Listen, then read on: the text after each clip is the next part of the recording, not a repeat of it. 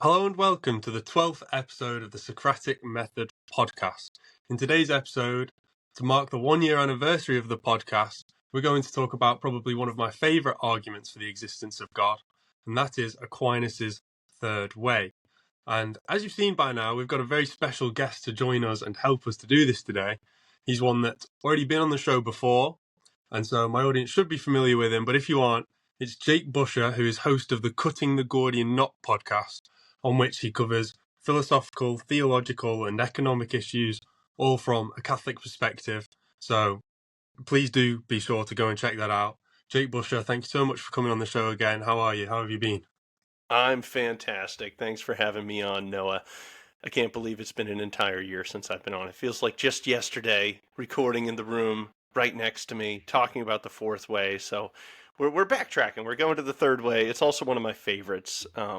If I had to go into a debate with an atheist and bring only one argument, I think I'd probably bring the third way because I think it's really strong and it's very clear to most people in a way that the fourth way, if you listen to that episode, isn't unless you really, really, really try hard. So, no, life has been good in the last year. Things have been fantastic. Been doing the podcast, been doing all sorts of stuff, running the business. Life is wonderful. So, eager to talk about the third way. It's a fun one. So, I hope people learn stuff. Yeah, it definitely is. It definitely is. So I'm glad to hear you've been good. So I think without further ado, I'll start with reading Aquinas' third way in full.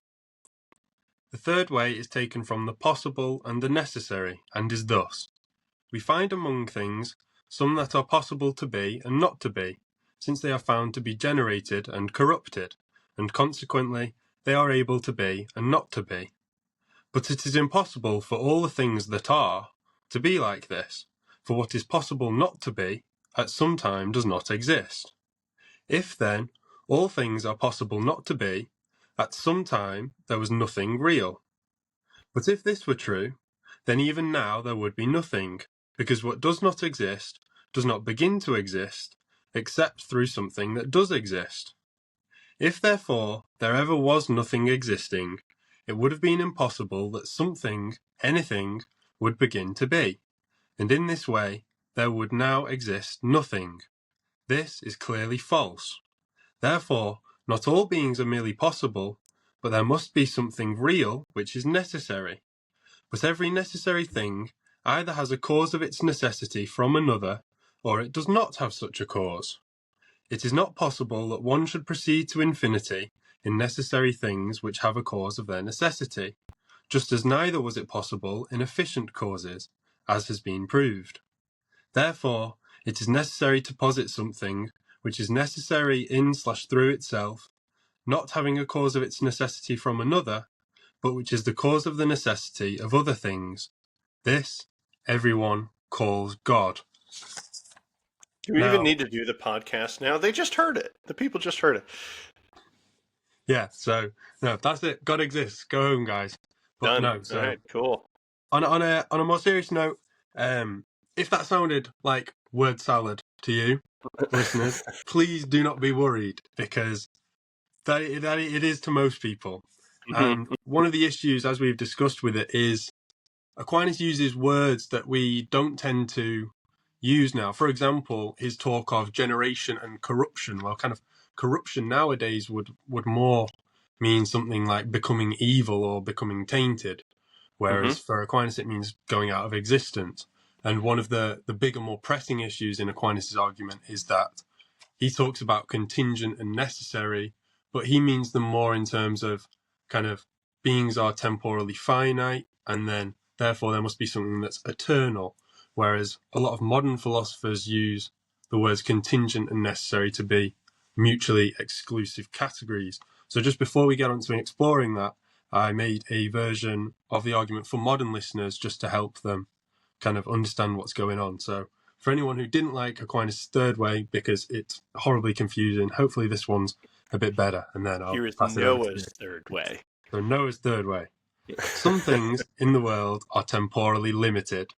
They come into existence and go out of existence. In other words, they have beginnings and endings, and consequently are able to exist and to not exist. However, not all things can be like this, because if all things had a beginning, then there would have been a point at which there was nothing. Yet if there ever was a point in time at which there was nothing, then there would still be nothing now, because nothing can come from nothing. It is manifestly false that there is nothing now. Therefore, not all things can be temporally limited, but there must be something that is eternal. But everything that is eternal either has its eternity caused by another thing, or is eternal through its own nature. It's not possible to have an infinite regress of eternal things having their eternity caused by another. Therefore, we are required to posit a thing that is eternal in/through itself, does not have its eternity caused by another thing, but which is the cause of the eternity in other things. This everyone calls God. I think that's much clearer. And so Noah and I were talking before the show, dear listeners, about how Aquinas's third way, personally, I don't like the way that he sets it up, because here's my best guess what happened. He's making a summary for beginners. So what he's trying to do is call to mind a whole bunch of things at once and to kind of open up the topic in a variety of ways with this. And what he seems to be doing is doing a callback to Avicenna, another callback to Maimonides, and a third callback to Aristotle. So with Avicenna, he's kind of the originator of this type of contingency argument. You find it in two places, one of which is the healing. That's the one that I've looked at before. And then I think he has it in like the sayings or something. So he lays it out in two different times. Now, Maimonides carries this forward later and makes his version. And the reason why Maimonides changes it is basically Avicenna is over here saying, yeah, I think the universe is eternal because I'm going with Aristotle. And his friends, who are part of the Kalam group, which is more like a theological version of Islam, which includes some philosophy, come up and they're like, Abin Shena, Allah is creator, and he created a finite universe. And Avicenna's like, listen, I don't care what you think. And I'm just going with what I think, and I think it's eternal. So he runs it kind of that way. I think that's important to note, that you can run a contingency argument believing that the universe is eternal. Like, that's how it started. So a lot of objections we're going to deal with are based on the idea, yeah, but what if there's actually like an infinitely old set of causes? Yeah, Avicenna does not care. He actually assumed this from the start, and at least his version in no way needs a type of like chain that's temporal. So that's one thing. So we get the structure of the argument basically from Avicenna, but when we get to Maimonides is like, okay, here's the thing. Genesis says in the beginning, and I'm actually sticking to this. So he kind of introduces this new thing, and as Rob Kuhn says, he seems to have this implicit principle, which is like a probability principle embedded. And we see Aquinas echoing something like this in his version of the beginning of the third way. That's where he says things could come into being, and they can go out of existence. I think there's these temporal type contingent beings, and he seems to imply that, well, if everything has a possibility of heading out of existence or not yet being in existence, then if these were independent, we could have a time where everything lines up just exactly wrong and everything fell out of existence, and given an infinite amount of time, that would have happened. Ergo, we would end up with nothing, and then we would have nothing ever since. Now, that's something that I don't think is right. So, and I'm not entirely sure if Aquinas is even leaning on that hard. Instead, the way Aquinas seems to be employing this is kind of as a test. And it's a test that we also see from Avicenna. Avicenna has a variety of tests of whether or not something is contingent or necessary. And these are two super obvious tests, right? So if you have a being which fell out of existence, it's clearly not a necessary being. I like the example of if me and Noah went to a pet store, and I bump into Noah, and I'm just like, oh my gosh, you got a beagle! Wow! And he's like, yeah, I got this little beagle. How much did you pay for it? Oh, dude, it was $1,000. Why was it $1,000, Noah? Well, it's a necessary beagle. I could have got a regular beagle, but they're selling necessary beagles. I'd be like, wow, okay, that's weird. They called it a necessary beagle? Yeah. Walk out in the parking lot. His beagle gets free. It's terrible. A truck hits it, smushes it, right? Dead beagle. I'm like, dude, Now Noah's obviously going to be upset, right? And he's also going to be upset because his beagle just passed out of existence, which means clearly it's not a necessary beagle, right? They gypped him. He didn't get his money's worth. That is a waste of £1,000. It's a waste of £1,000, which who knows what that is in people money. Anyways, but he goes back to the store and says, "Man, that defective." And they say, "Hey, I'm sorry. I know we sold you a necessary beagle, but you're right. It passed out of existence. Clearly, it's not a necessary beagle. But we have a litter that's going to probably come next month of necessary beagles." Noah's not going to be fooled again there because he's going to say, "No! What do you mean it's not here yet? I have to await my necessary beagle?" This isn't a necessary beagle because it has to come into existence. If it was necessary, it'd both already be here and be here for eternity. So the same thing with beagles and beings, right? This is a very clear test. Your necessary being can't need to come into existence, neither can it pass out of existence. So Aquinas seems to be kind of using these as tests, and he likes to link some of his arguments, if not all of them, into some type of empirical test. And this is one that we can begin with, right? Kind of get a grip on reality. I think probably every version of the contingency argument includes at least something which is empirical. At least that's what Ed Fazer thinks, and I think he's probably right there. So that's the second callback. I know that was a digression with the beagles. But then we have his callback to Aristotle. And philosophers in general, and maybe Thomas Aquinas in particular, don't like to say, this guy was wrong if he's famous and cool, right?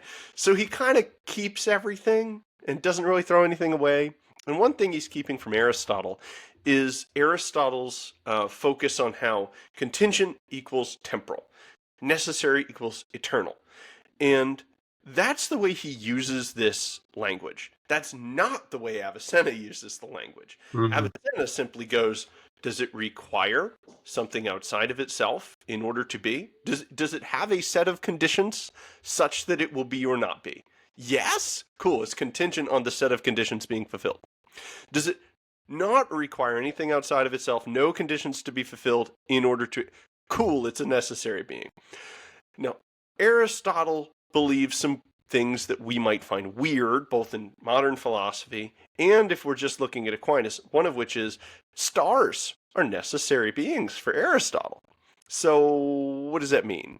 It means, well, they're eternal beings for Aristotle, but it doesn't mean that they have their being through their own nature. So he sets up three categories, which are basically contingent and temporally limited, and then the middle category is contingent and not temporally limited. This is necessary through another. And then there's a final category, which is necessary, so not contingent, and not temporally limited, right? And that's actually God. So Aquinas is kind of calling back to these categories as he makes his argument. He's kind of pulling in a little bit of Maimonides' kind of logic and a bit of his tests, and he's using the structure of Avicenna's argument in the version of the third way that Noah helpfully described as word salad. And I think that's why it strikes us as word salad. And when you go to the Summa Contra Gentiles, you find a much more focused version of the contingency argument that sounds more like Aquinas when he's describing, say, the De Ante or something. And it also sounds a lot more like Avicenna's argument, and it's not pulling in everything that he can possibly put in his salad. So I think that's the reason, because he's making focused arguments there. He's trying to be very persuasive. But in the Summa Contra Gentiles, he's trying to teach beginners, he's trying to remind them of certain arguments they may have heard, so it makes all the sense in the world that he kind of sprinkles in a little bit of everything. Yeah, I think that's definitely a really handy thing to know, and I think you're definitely true that... what you say is definitely true in that there does seem to be a massive distinction in these categories, like you say, how kind of Aristotle employs a temporally limited, eternal through itself category, and whereas Avicenna says, no, you've got, does it depend on something else? If yes, then it's contingent. If not, it's necessary. And the problem is that if you try and then just talk about the argument, you use the same words, say contingent and necessary, but what you're talking about the whole time are completely different categories. Totally. And so there's two things I want to say is that firstly, for Aquinas, there's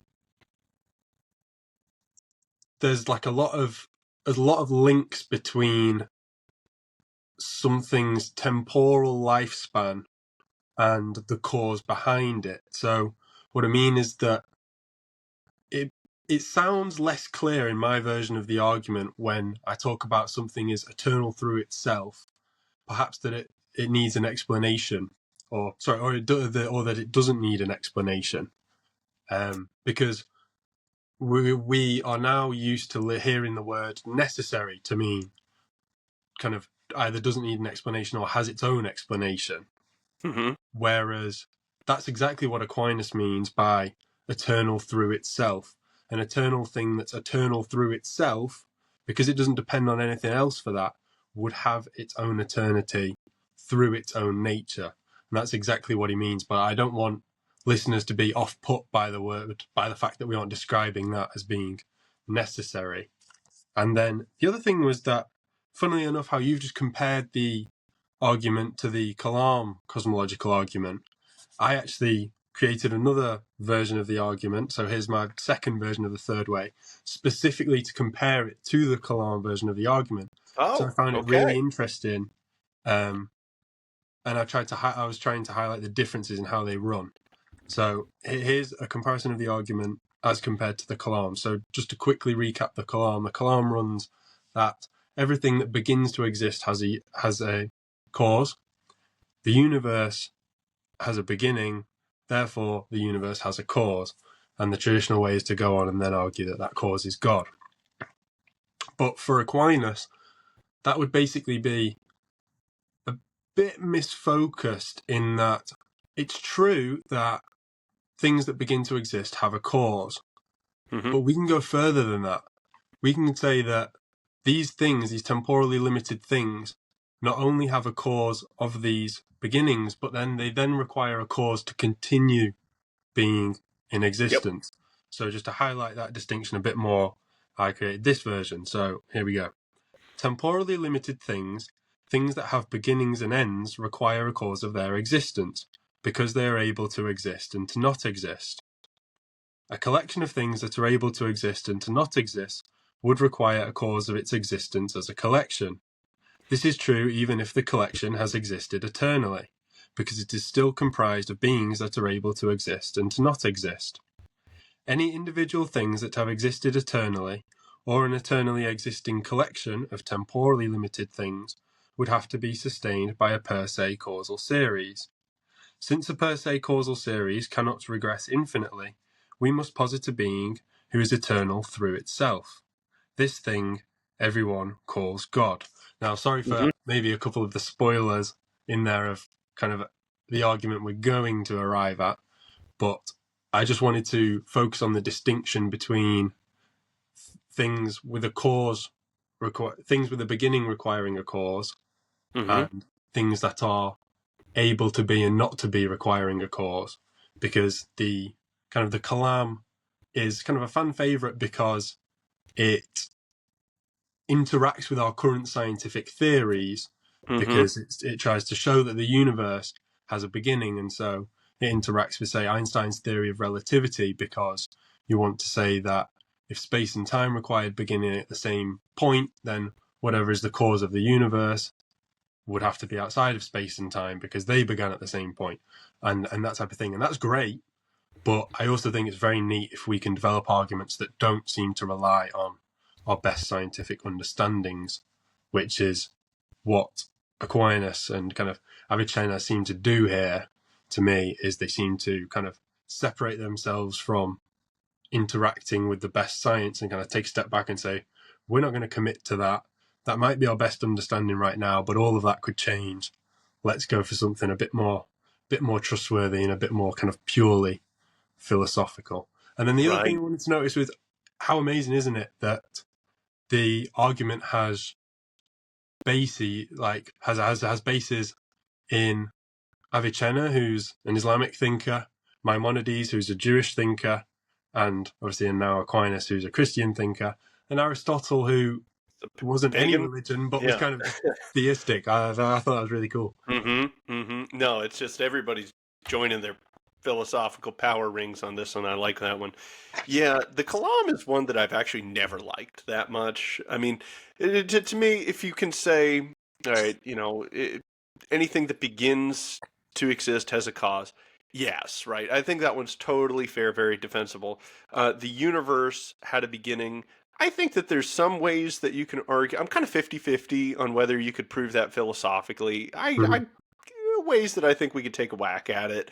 Yeah, Scientifically, it's pretty strong actually, which is great. yeah, Um, but if we secured that premise, what I would want to do is, instead of saying, well, the universe had a cause and then unpack the cause, I don't like that route. That's really my problem. yeah, Because when you look at like a William Lane Craig, he never says that this has to be all powerful. Doesn't, right? There's no, no reason why God couldn't be like, hey, angel over here, make me a universe. Like, yeah, give you a little extra power, knock it out, man. yeah, Not a problem, right? So you can't actually conclude to anything past, say, an angel, just with the Kalam. mm, So if you have those two premises secured, though, I'm like, well, dude, just do a contingency argument. Because yeah, what yeah, we do from there is we move from, well, this is clearly a contingent universe because it came into being. Yes, absolutely, right? And then from there, we say, well, then it clearly depends on a necessary being. And then the move that Avicenna makes, which I really like, is he actually does two things. He says, from the fact of a necessary being, this implies a perfect being, and he kind of lays out some stuff there. And it also implies a being of pure actuality. And that's actually where he, I think he unpacks the divine attributes from both. I'm a little rusty on it, but you can do that. You can absolutely make that move.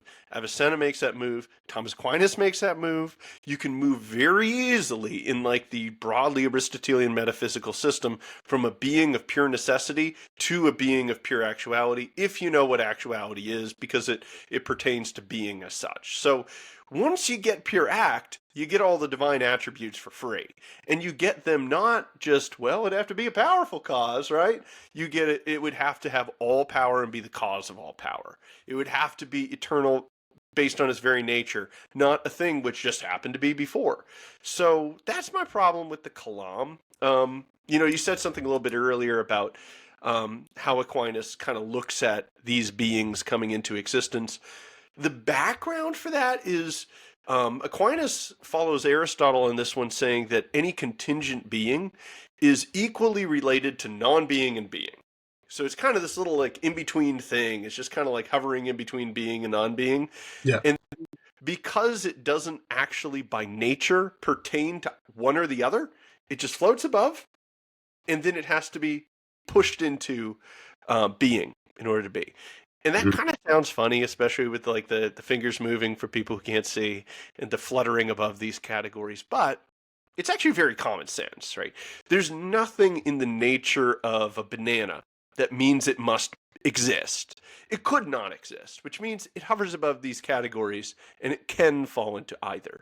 There's nothing in a universe or any part of a universe which means by nature it must exist. Because if by nature it must exist, then it would be eternal, right? Because it would never have needed to become into a beginning, because it just never fluttered above the categories. It just was always in the being category because of what it was. And it could never pass out of existence, right? And that's clearly not the case with anything in the universe, which I'm sure we'll get into that much more. yeah, But that's mm, kind of the background, is he sees any type of contingent being is a being which is equally related to being and non-being. You got to kick it in the being category, which is different from the way we think of things now. We imagine, like the whole existential inertia thing is all the rage, right? And that whole argument, it's like, well, that presumes that being can be like a stable facet of a thing according to what it is as a composite.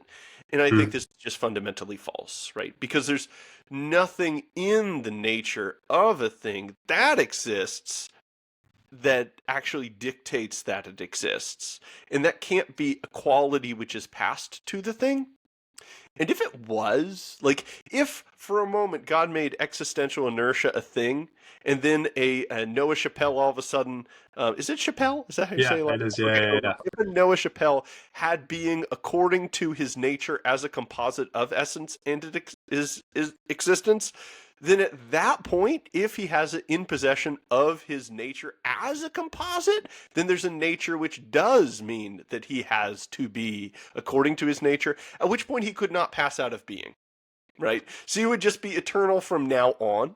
And further, if you actually truly possess the nature of to be, he would cease being a Noah and he would actually be God, right? Because we can I'll take unpack that. from that divine attributes. And he's clearly not. So I think existential inertia is something which I think is many words have been spilled, and I don't think I don't think it's really gotten anywhere, which is kind of a mean thing to say. There are serious objections in there, but as you look into them, I think they fall apart, especially when you view it in like a coherent Aristotelian system.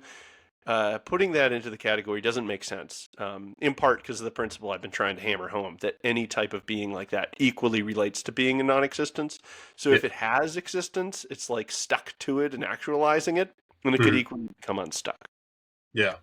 No, I agree. I think the stuff about existential inertia is very interesting. I think, like you say, that's kind of all the rage at the minute. It's a very interesting question. But I think Oh you've yeah. put you made some very very deserved critiques of this kind of, are we even looking in the right way when we're talking about existential inertia?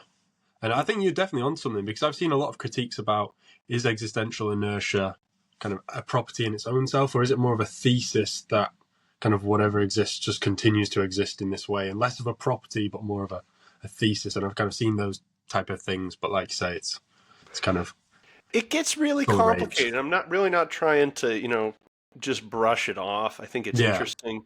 And personally, I think that really where we need to explore with, and I do mean to explore, like it's an interesting theory, right? I actually Mm. don't think that existential inertia, if it was true, knocks out all arguments for God. I don't think it does. So it's like, even maybe it would knock out some, but I don't think it knocks out all of them. But I think really the thing which is interesting is the existence of time, because we just kind of take for granted this idea that there's like a timeline, that it's a context in which things are set, and then occasionally we give a nod to like physics, which treats it as a dimension, and then we all go, who knows what that means. And it's we don't pay enough attention to what we're assuming about time. So when we look at existential inertia and we say things like, well, a being can, if it gets existence at time 1, then it will have existence by time 10. So long as it doesn't get knocked out of existence, it's like, okay, it depends what time is. If we say that time simply is, like I think my best guess is time is simply a derivative of the act potency sequence. So I think that time, broadly speaking, is the magnitude of the size of a change or a potential to be actualized, kind of divided by the power of the actualizer to actualize it. So if you're trying to warm up a house and you have a match, well, it could do it, right? It's just going to take a while. But if you have something really powerful like a flamethrower, well, it could probably warm it up. It can actualize this faster, so it decreases time. So if you use a broad, I think, generally reasonable thesis like that, and we reinterpret what existential inertia means, well, then it's saying that any being which exists at time 1 will exist at time 10, so long as it doesn't knock out of existence. But time simply is a magnitude of a series of changes. Well, then at that point, we're simply, well, once we reduce it back down to act and potency, and we don't have this wild and woolly place in which we set things that we call time, well, then we're just going back to the categories of act and potency, at which point, well, if we drop out time from our fundamental ontology and simply deal with those two things, we just have to ask the most obvious question, well, what's actualizing its potential to be in the present? And, well, that's actually a question we need to answer. Yeah. And that one Contingency. doesn't go back in time because it's the precondition for time. It is that which we need in order to create change at all, such that we could have the phenomenon that we call time. So it's actually a step prior, at which point then we move into what's more like a de ante argument, where we say, well, hey, kind of what I was saying before, certain beings are in between being and non-being. They could be either. They're possible. We need to go into a necessary being. Well, that would be one whose essence is his existence. We get the real distinction and whatnot, at which point now we can explain things which exist and exist in the present. We can run down the first way of Aquinas, or the third, and then kick back into actuality like our friend Avicenna does. And then we say, well, okay, any power of change which would generate time would have to exist in some type of cause, which is the maximum of actuality, which we can also arrive at the fourth way from. So we can use a lot of these to get to the being that would actually be the precondition for any type of existent thing and any type of change, and thus any type of time, and then any type of being that even talks about existential inertia, and any type of universe in which existential inertia could even be the case. So at which point we're not even talking about a movement through time, we're talking about a movement through a chain of actuality, which is just what all of the traditional arguments rely on anyway. I know that's a bit of a digression, but I think it should probably be on the table for people who are generally interested in the topic. Oh yeah, definitely should be. But for those who came here a bit more for just Aquinas' third way, I'm gonna rein it back in, and I'm gonna link all of that, because what you said was amazing and definitely true. That perspective on time I haven't actually heard, but that's very interesting. I'll send you an article. I've been working on that. It kind of spells it Yeah, out more and has a bunch of objections and answers and things. You'll love it, Noah. yeah, please do.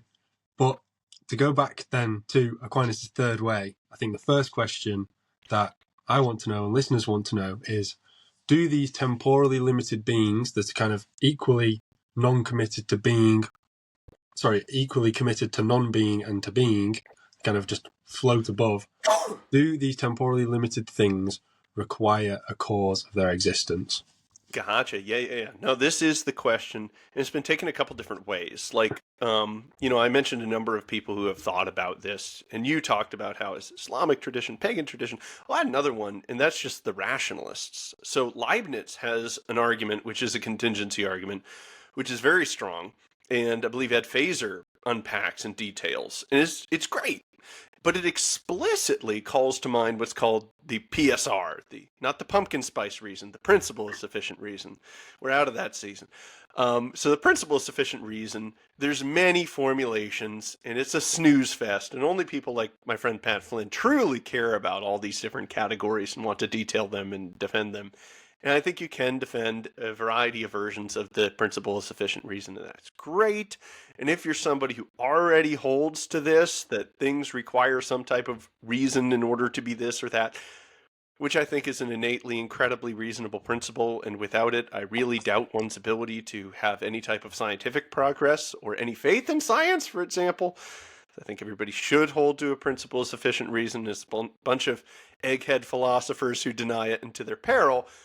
If you accept that, then, hey, cool, I'm just going to send you on the Leibniz train here. At which point, well, you already kind of affirmed this, and now the beings in question are ones which, if they're going to come into being, would certainly require some type of reason, some type of cause in order to do so.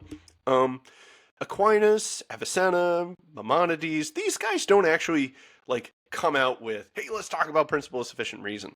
They don't, right? They're not looking for a rational cause of this or that. Not that they're not really looking for that. They're not. It's in the background. What they're focusing on is the transcendental property of being. They're not looking at the logical set of reasons such that this comes about.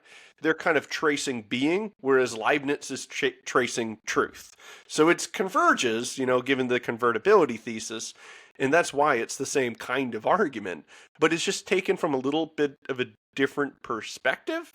And I think that for the nerds that are all into the different versions of the PSR, and I'm not quite up on all of that, but it seems to me that versions like Avicenna's use a very modest principle of sufficient reason, or Aquinas does, whereas ones like Leibniz seem to rely on it more.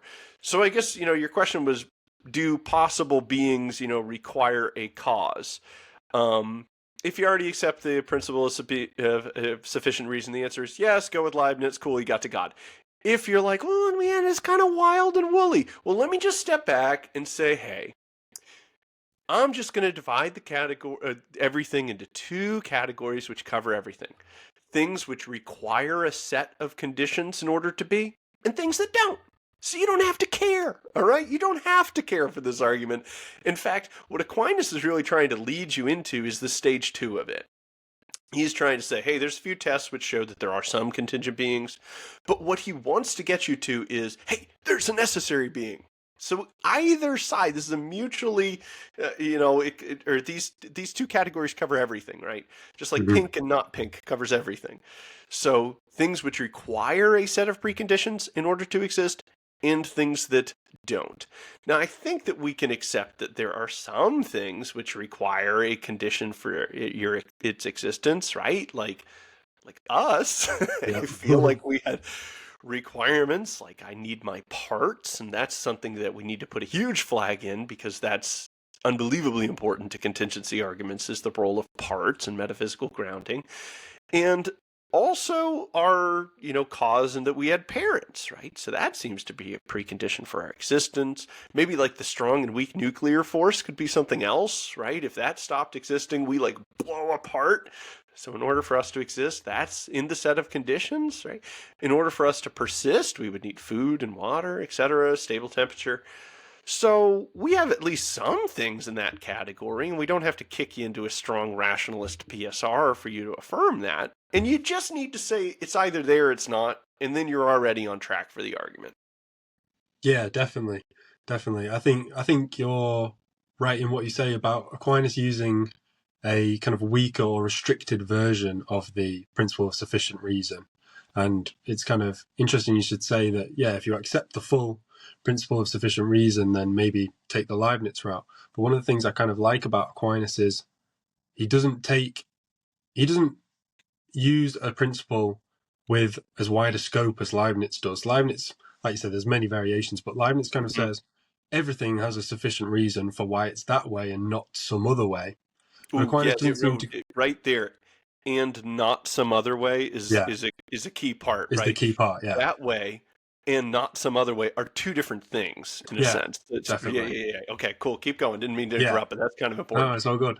But that's kind of how Leibniz gives it. But Aquinas almost seems to use a bit of a restricted version, because rather than say everything has a reason for why it's this way and not some other way, it's kind of like we can just focus on temporal beings for now, and we can just say just this subsection of everything, just these temporal beings, they require a cause of why they've come into existence when they could have been some other way, aka they could have not existed. They could have been in that category of non-being.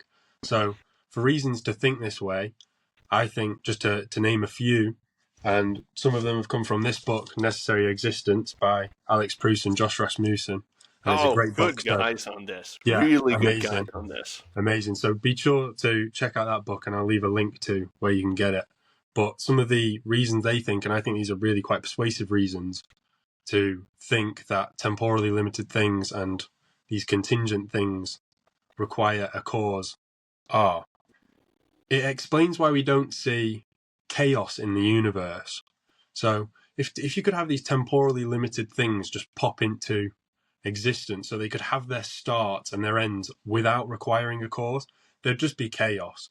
Things would just pop in. There's no ball here throughout this process of filming. There's no ball that's just popped into existence here or completely uncaused, And this principle that temporally limited things require a cause of their beginning and of their possibility to exist and to not exist, it makes sense of why we don't observe this chaos in the universe. And I think I push that a little bit further as well, is I draw a distinction between spatial order and temporal order.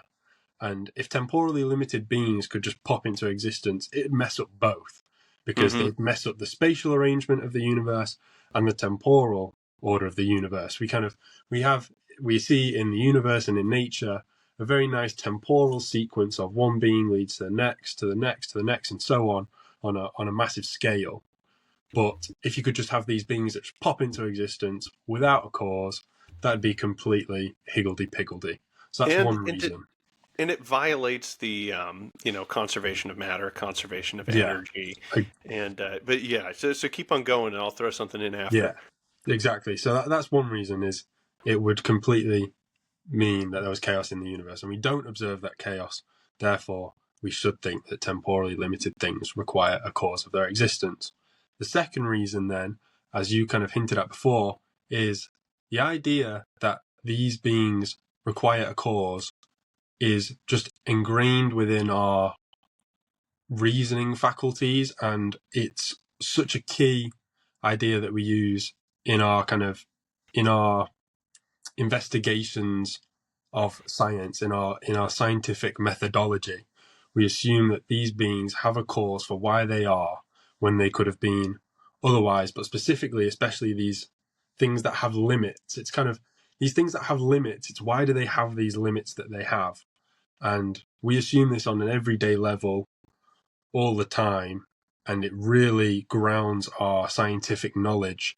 And kind of like you said earlier, I just think one of the big prices that you would have to pay if you want to say, no, you can have these temporally limited things that don't have a cause, is you'd have to get rid and undermine a lot of your scientific thinking if you Mm-hmm. want to kind of try and go that route. And like you said, some philosophers do try and go that route, and that's fine. But I think that one of the prices you would have to pay for that is undermining a lot of scientific inquiry.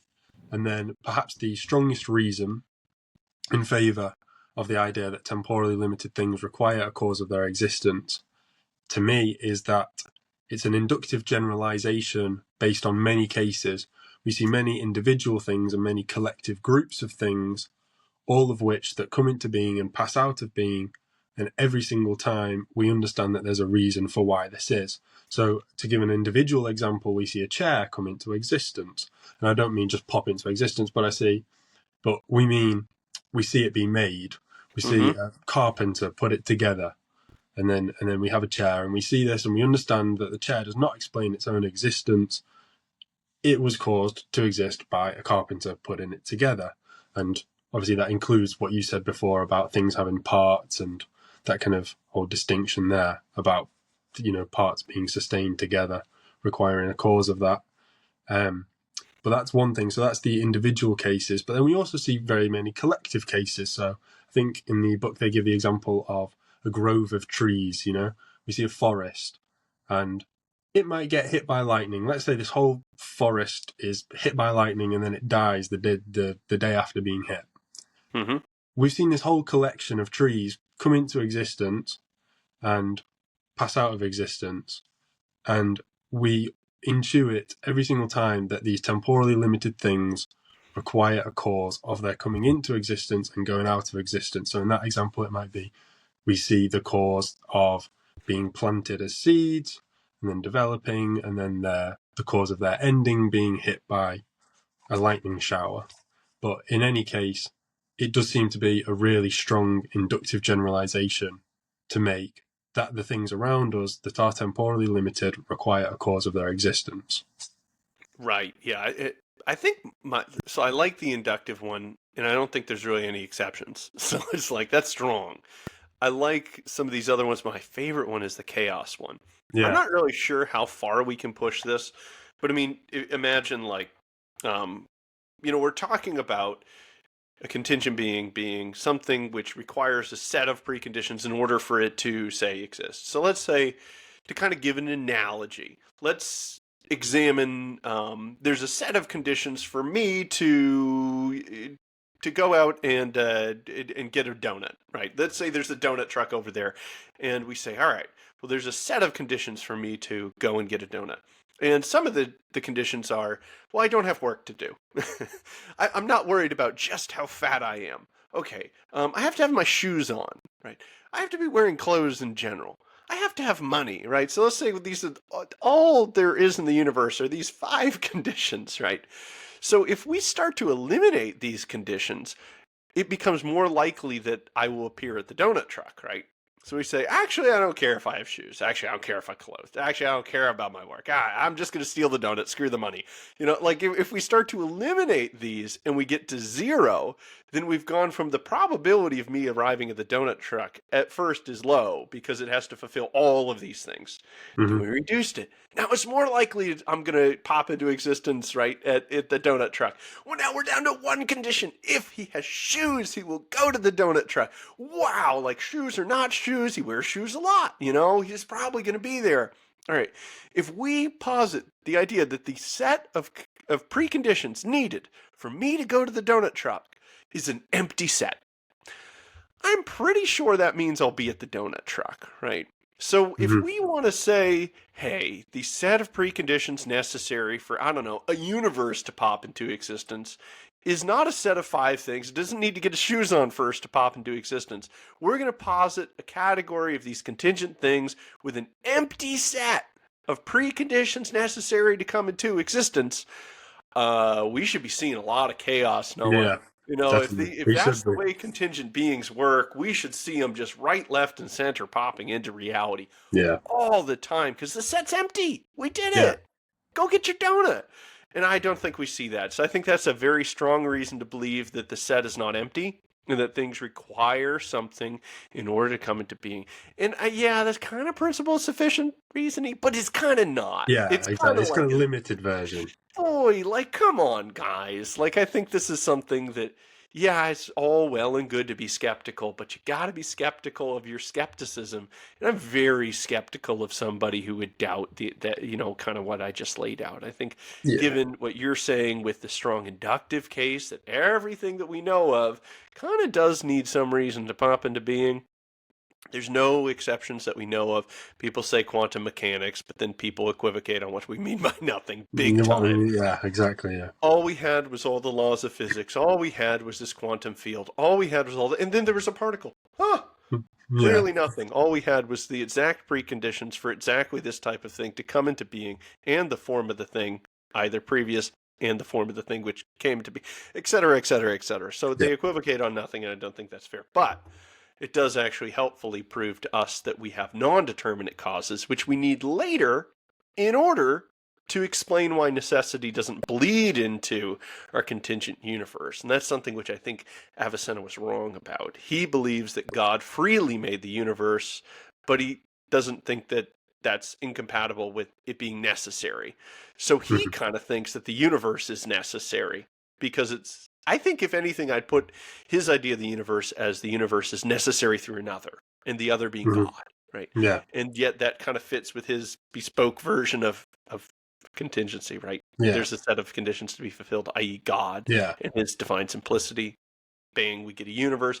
But if we have indeterminate causes, we can put that bang right in between, and Bob's your uncle. We get a contingent universe, which God didn't have to create, preserves his freedom, and it means that our universe could be otherwise. Yeah, definitely. I think I'm kind of the same position as you, where one of the things to note here is that, say, because it's an inductive generalization, it does mean that the conclusion of this argument can't be conclusive, right? It means it's a best guess. It's a best hypothesis. God exists as the best hypothesis of the contingency we observe in the universe. But like you say, I'm just very much kind of the opinion that although the conclusion might not be conclusive, if all reason leads us to think this way, we shouldn't be hyperbolically skeptical and kind of follow the line of thinking that, oh, this could be wrong, therefore I'm going to side with it is wrong. I feel like we should let it lead us that this is almost definitely the case based on the fact we've seen no other counterexamples to this inductive generalization. It explains why we don't see chaos.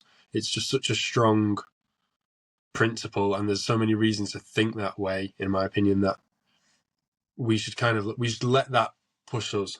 And I think it's fine to accept that the argument kind of works on the inductive generalization, and the observation that things in the universe are temporally limited, and it works on these observations that mean it can never be 100% conclusive, but I just think that the level to which it gives good reason to believe in the existence of God is just such a kind of a stronger reason than you would kind of, it's not just 50-50 where you might want to go on the kind of skeptical side. You might kind of be like just a half, the glass is half full, half empty type of thing. It's kind of like, no, it's 99% empty. It's not 100% there, but you're there. Yeah, You know what I mean? if we're going to motivate the idea of this contingent necessary category based on induction, then I agree. Yeah. But I don't know, man. I think there's kind of a range of these contingency arguments that go from like there's like Avicenna, Leibniz over here, and then we have like Maimonides and kind of Aquinas kind of in the middle. It seems it depends which version of his argument. Where clearly, if we're going just from the idea that hey, we're seeing things come into being, go out of existence, and we're motivating it from there, then I agree. But like with Avicenna, he's starting with he's starting like way back. He goes, Yeah. at least one being must exist. That's Yeah. the way he begins the argument. And it's kind of an I think, therefore I am moment of, well, even if we say that no being does exist, then there must be a being Something in order to exists make to this say claim. that. Like, okay, cool, we Yeah. have one being. And then he says, so either it's necessary or contingent, which is either it needs something to come into being or it doesn't. And he doesn't really care what you pick, right? Because if it doesn't matter. Like if you say, well, it's contingent, he goes, cool. Anyways, this is the hinge point, which I call the cool story bro hinge, where it's just like, all right, cool story, bro. You think this is necessary? Let's talk about it. Like, oh, Yeah. but what if this is necessary? It's like, okay, Yeah. then that's where we're trying to go. Like the whole contingency thing is just to bring you to the concept of considering what is necessary.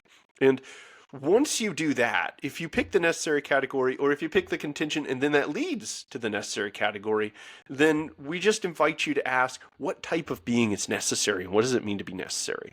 And Aquinas brings us here in the stage 2 of the third way, where he says either it's necessary through another or it's necessary through itself. So if it's relying for its necessity on something else, well, then it's not the principle by which all things are explained because it's explained by a further principle. Cool. Let's get to that principle. At which point we arrive at something which the only possible and complete and rational stop is not something that's explained through another, but explained through itself. And a lot of people think that, you often hear people say, well, everybody has brute facts they always have to rest on. No, we don't. I think that if you have a brute fact, you screwed up. And if you just have to just say, I'm putting a brute fact here, to me, that just sounds like an admission of defeat. What an appeal to something's nature is the very opposite of a brute fact. It's actually the final explanatory factor for any type of chain. I mean, I'm a big fan of the fourth way, and we rely on this principle heavily there. If I say, the Chinese food is salty, well, that's not a final thing because it could be more or less, right? And if I say the salt is salty, that's not a brute fact. That's something grounded in the very nature of salt. Yeah. A Definitely. brute fact would be, I don't know, man, maybe you're just Chinese food salty. Why? Dunno, man. Dunno. Stuff's weird. That's a brute fact, giving no explanation. So if we arrive at a being whose essence is his existence, and that's where we conclude with each one of these arguments, and each one of the contingency arguments ultimately, then we found something who exists through his own nature. We discussed earlier how Aquinas says the contingent beings are equally related to non-being and being.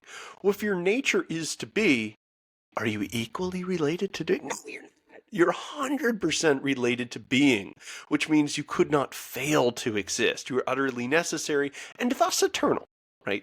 So in that respect, so long as you get to necessity, and I think you always do, you always must eventually, I think you get railroaded to God. And I think this one's one that again, if I was to bring one into a debate, I think I'd bring in this one. I think it's quite strong. And people often get hung up on that first bit of the argument, like, oh, what do we have to prove about contingency? Aquinas would shrug and be like, yeah, we don't really care. We care about necessity. And if you think whatever is necessary, we got to apply some tests.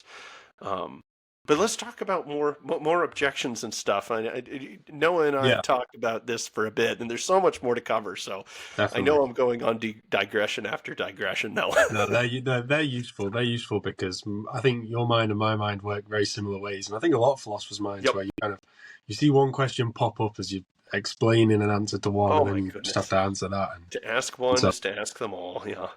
Yeah. So I think the next issue I wanted to talk about was one regarding the line that if all things were contingent, there would have been a point at which there was nothing, because that seems to be a very problematic one, say, particularly when I've been explaining the argument to my mum, and I know she said I could mention this, but she hates that line. And a lot of people hate that line. Right. And it's a horrible line.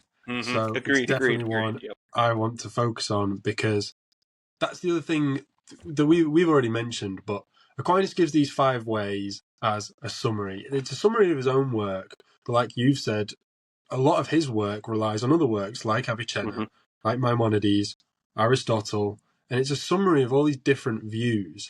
And the problem is you do it a massive injustice when you just read the summary of the 5 ways and fail to understand precisely what it is that he's saying. Couple that with linguistic issues that we use words now in different ways to we used it in his time, and it's just a horrible mess. So and he used it different than his sources used it, and the sources used it differently. I'm glad we untangled some of that right up front. It definitely, but that line is specifically tricky, so we'll focus on this line now. So is Aquinas right to assert that not all things can be like this, because if they'd all had a beginning, then there would have been a point at which there was nothing? Well, I want to hear that. So we talked earlier, and there's the Noah reading of this, which I thought was interesting. So I want to hear you spell that out, because there is 2 ways you can hear this. So kind of detail that. I like the way that you talked about it, because I think it gets to the heart of the issue. Yeah, so I kept in, when I gave the version for the version of the argument for modern listeners, I kept in this line that's quite problematic, I think, because it says, however, not all things can be like this, because if all things had had a beginning, then there would have been a point at which there was nothing. And the issue with this reading to me is that because we start in premise 1 by saying that some things in the world are temporally limited, and that's one of the benefits, I think, of Aquinas' argument, is you can start with an individual example, just any individual concrete example of some temporally limited thing.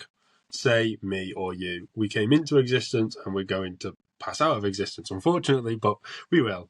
Not before the end of this podcast. Yeah. Hopefully not. God willing. But you can start with any individual example. But the thing is that because we're talking about individual examples in the first line, when you read the however not all things can be like this, we now, as modern readers, seem to interpret that as being on about individual things. And if Aquinas is saying not all individual things can have had a beginning, because if they'd all had a beginning, at some point there would have been a time at which there was nothing, well, I think he's definitely wrong to assert that. And this is something that is covered in the idea of an infinite regress. You could have an infinite regress of temporally limited things so long as they overlap. So what I mean is you could have a temporally limited thing that ceases to exist only after ever having caused another temporally limited being to exist. So, and we've spoken before, a really useful way to think of this is as a chain. So you can have one being that causes another to exist before this one goes out of existence, and then this one causes another to exist before this one goes out of existence, and each individual part has a beginning. And so if Aquinas was saying that on about individual parts, and he was saying not all things can have had a beginning, because then there would have been a point at which there was nothing, well, then he seems wrong, because as long as these beginning points actually kind of overlap, forever, that's fine. So Aquinas would be wrong there, and I'm sure we'll talk about this, but Hume then tries to argue that we could explain the universe in that way, if the universe is actually like that way. Well, just for now, I'll give my other version of the argument to avoid this complication, I think, altogether. I think this argument is much closer to what Aquinas is trying to say, but it's a less literal translation. But I've taken premise 1 to be the same as before, so temporally limited things that have beginnings and ends, require a cause of their existence because they're able to exist and to not exist. But then this is where the difference is. Premise 2, all things collectively cannot have had a beginning, since if this is the case, then there would have been a point at which there was nothing. And I think this version of the premise is just so clear and it's so obvious that basically it shows that a lot of the issues comes regarding the idea of how you interpret everything in that line, or all things. Because if Aquinas means all things collectively, and he's saying not all things collectively can have come into existence at the same time, I think he's definitely right. And I think that eliminates a lot of, say, Hume's objection. Because Hume's objection that you could have these things that overlap and the universe could always exist in this way, well, that's still compatible with what Aquinas has just said. Aquinas is just saying here that not all things can have come into existence at the exact same point. And if Hume wants to say it's because one thing overlaps with another thing and another thing and another thing, that's fine. That's still compatible with the fact that not everything came into existence at the same point. In fact, Hume's argument here is an exact admission that not everything has come into existence at the same point. It's just that you're saying one thing leads to another thing, which leads to another thing. But in that case, so Hume's objection is kind of completely misguided. I love that. Honestly, I think that's a really reasonable way to interpret what Aquinas was saying. And then it makes all the sense in the world. Like, hey, he's first establishing an inductive case in that. He's saying, hey, let's appeal to things just around us, you know? A lot of these things give a nod to like the physics and kind of an empirical proof of some type. He says, listen, I'll give you one. Things come in, things go out. But the whole of everything couldn't do that, because then we'd have nothing. Where I think that's kind of a correction of what Maimonides was doing, right? He kind of wants to give a nod to like this principle, but I do think that could be a correction of Maimonides, where he kind of is relying on this almost like probabilistic principle. But Aquinas just establishes the inductive case and then applies it to the whole. At which point, yeah, I think that does eliminate Hume's objection. Hume, oh man, Hume drives me crazy. All right. I know. It's like, if I could fight any philosopher, I would just fight Hume. Some people have like a punch me face. He has like a punch me set of ideas and philosophies. I can't stand that guy.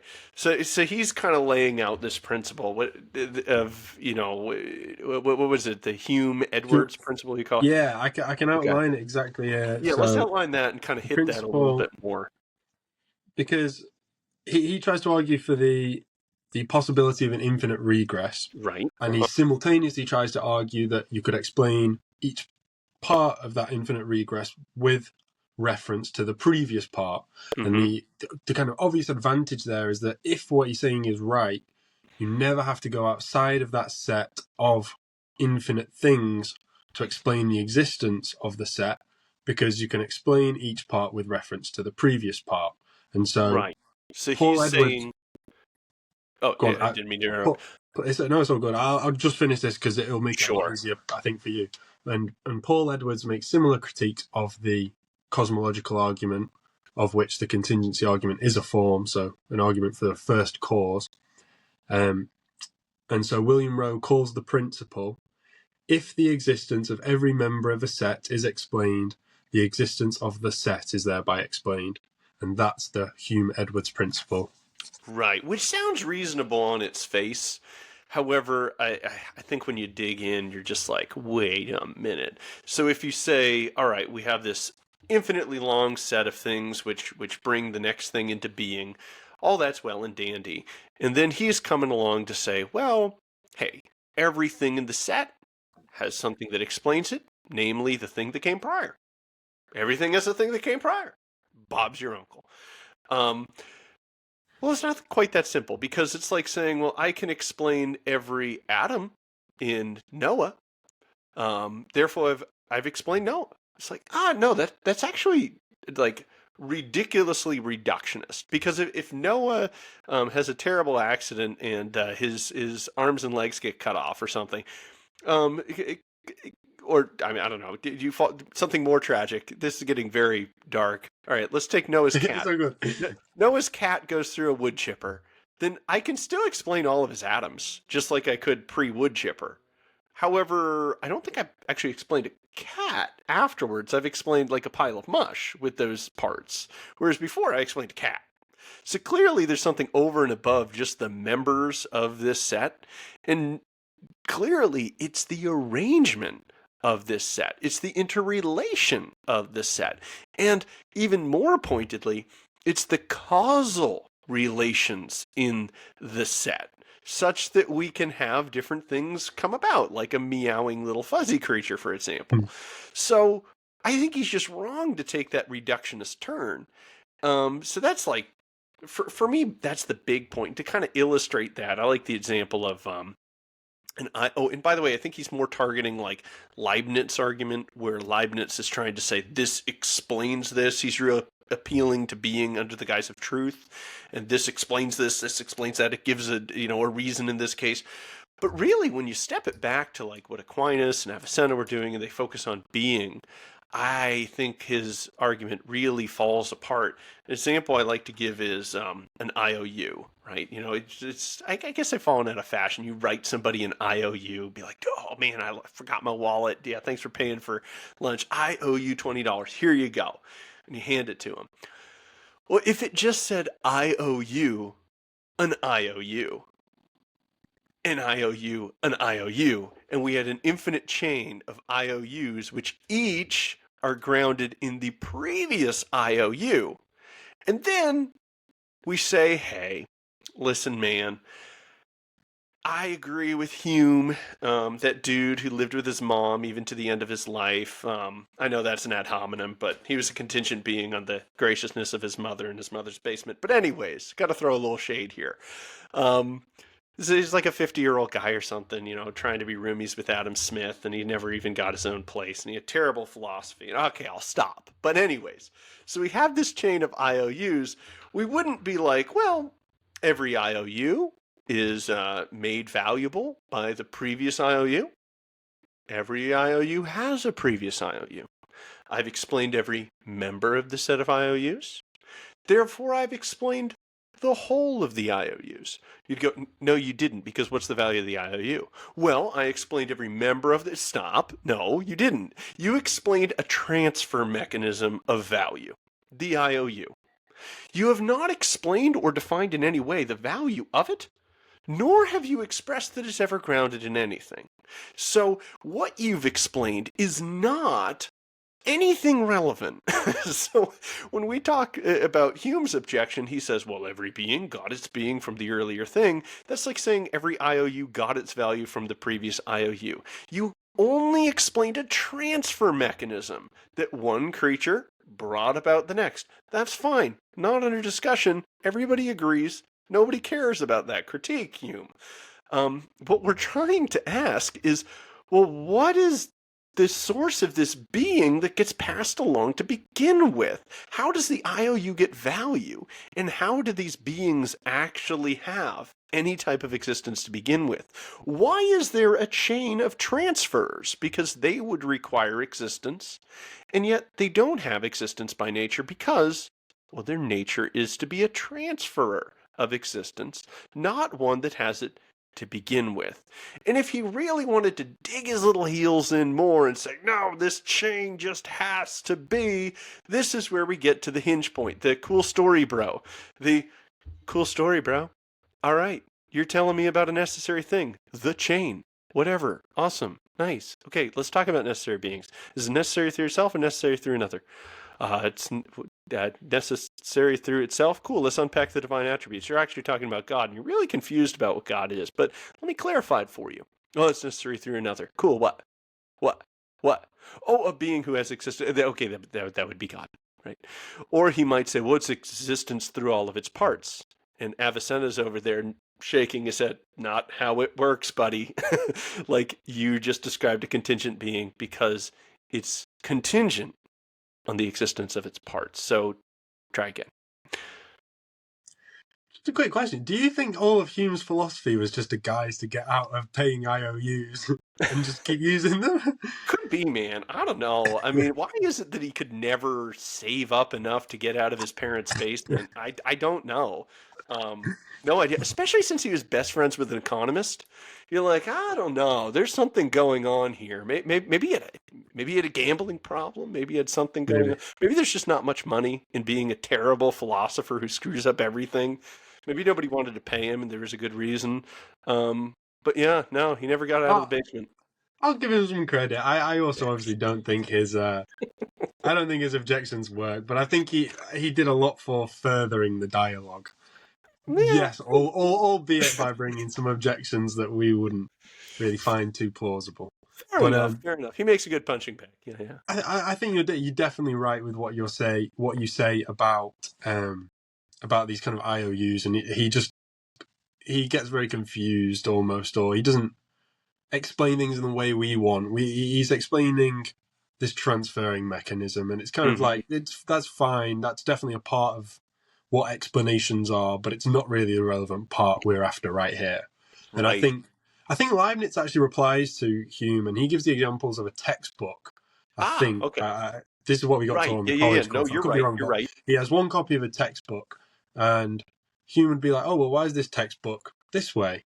And if you try to explain things kind of in Hume's way, it would be like saying, "Well, we get this textbook because we copied it from a previous textbook," and then you can ask, "Well, why was that textbook like that?" And then the answer is because we copied it from a previous textbook. And what you're actually trying to answer, like you say, you've just explained the transfer of information. What you're actually trying to say is, like, no, who wrote the first flipping one that you've Yeah. copied, and why was that way? That's what we're trying to ask you, Hume. Who Right. wrote it, and why did they write what they write? Right? Why did Mm-hmm. they write what they wrote? And he doesn't seem to explain that. Mm-hmm. And one of the funniest things about this, or one of the things I most like about this actually, is in some ways, Hume's principle seems kind of plausible with regards to a finite set. So, for example, he gives an example of 20 particles of matter, and I'm going to read you his quote about those Okay. 20 particles of matter. He says, "Did I show you the particular causes of each individual in a collection of 20 particles of matter, I should think it very unreasonable should you afterwards ask me what was the cause of the whole 20. This is sufficiently explained in explaining the cause of the parts." And the thing is here, I think it's a somewhat plausible principle at first glance about a Mm-hmm. finite set. And what I mean by that is he's kind of right in explaining this transfer of information or this kind of transfer of being. He explains a little bit of it, and that gives it an initial bit of plausible credibility. Mm-hmm. And then the other thing is the application of this principle to a finite set gives it a little bit of plausible credibility. It's kind of like, well, yeah, I can see that if you've explained each individual 20, True in yeah, some fine. cases. Yeah. Yeah, Mm-hmm. exactly, in some cases. But one of the most damaging things that I've seen to this idea is Alex Proust's cannonball Oh, counterexample in his explain article, this. Yeah. The This is great. Hume-Edwards Yep. Principle and the Cosmological Argument. And I'll leave a Mm-hmm. link to that paper, but it's great. But he talks about applying this principle. So, just for the sake of clarity, the principle that we're trying to examine here is the idea that if the existence of every member of a set is explained, the existence of the set is thereby explained. And Alex Proust applies that principle to the to a segment of the trajectory of a cannonball. And the thing is, that's an actual infinite. So it has a start and it has an end. He takes this segment and you can divide it infinitely many times because you can half Mm-hmm. the segment and then half it again and half it again and half it again and half it again and so on.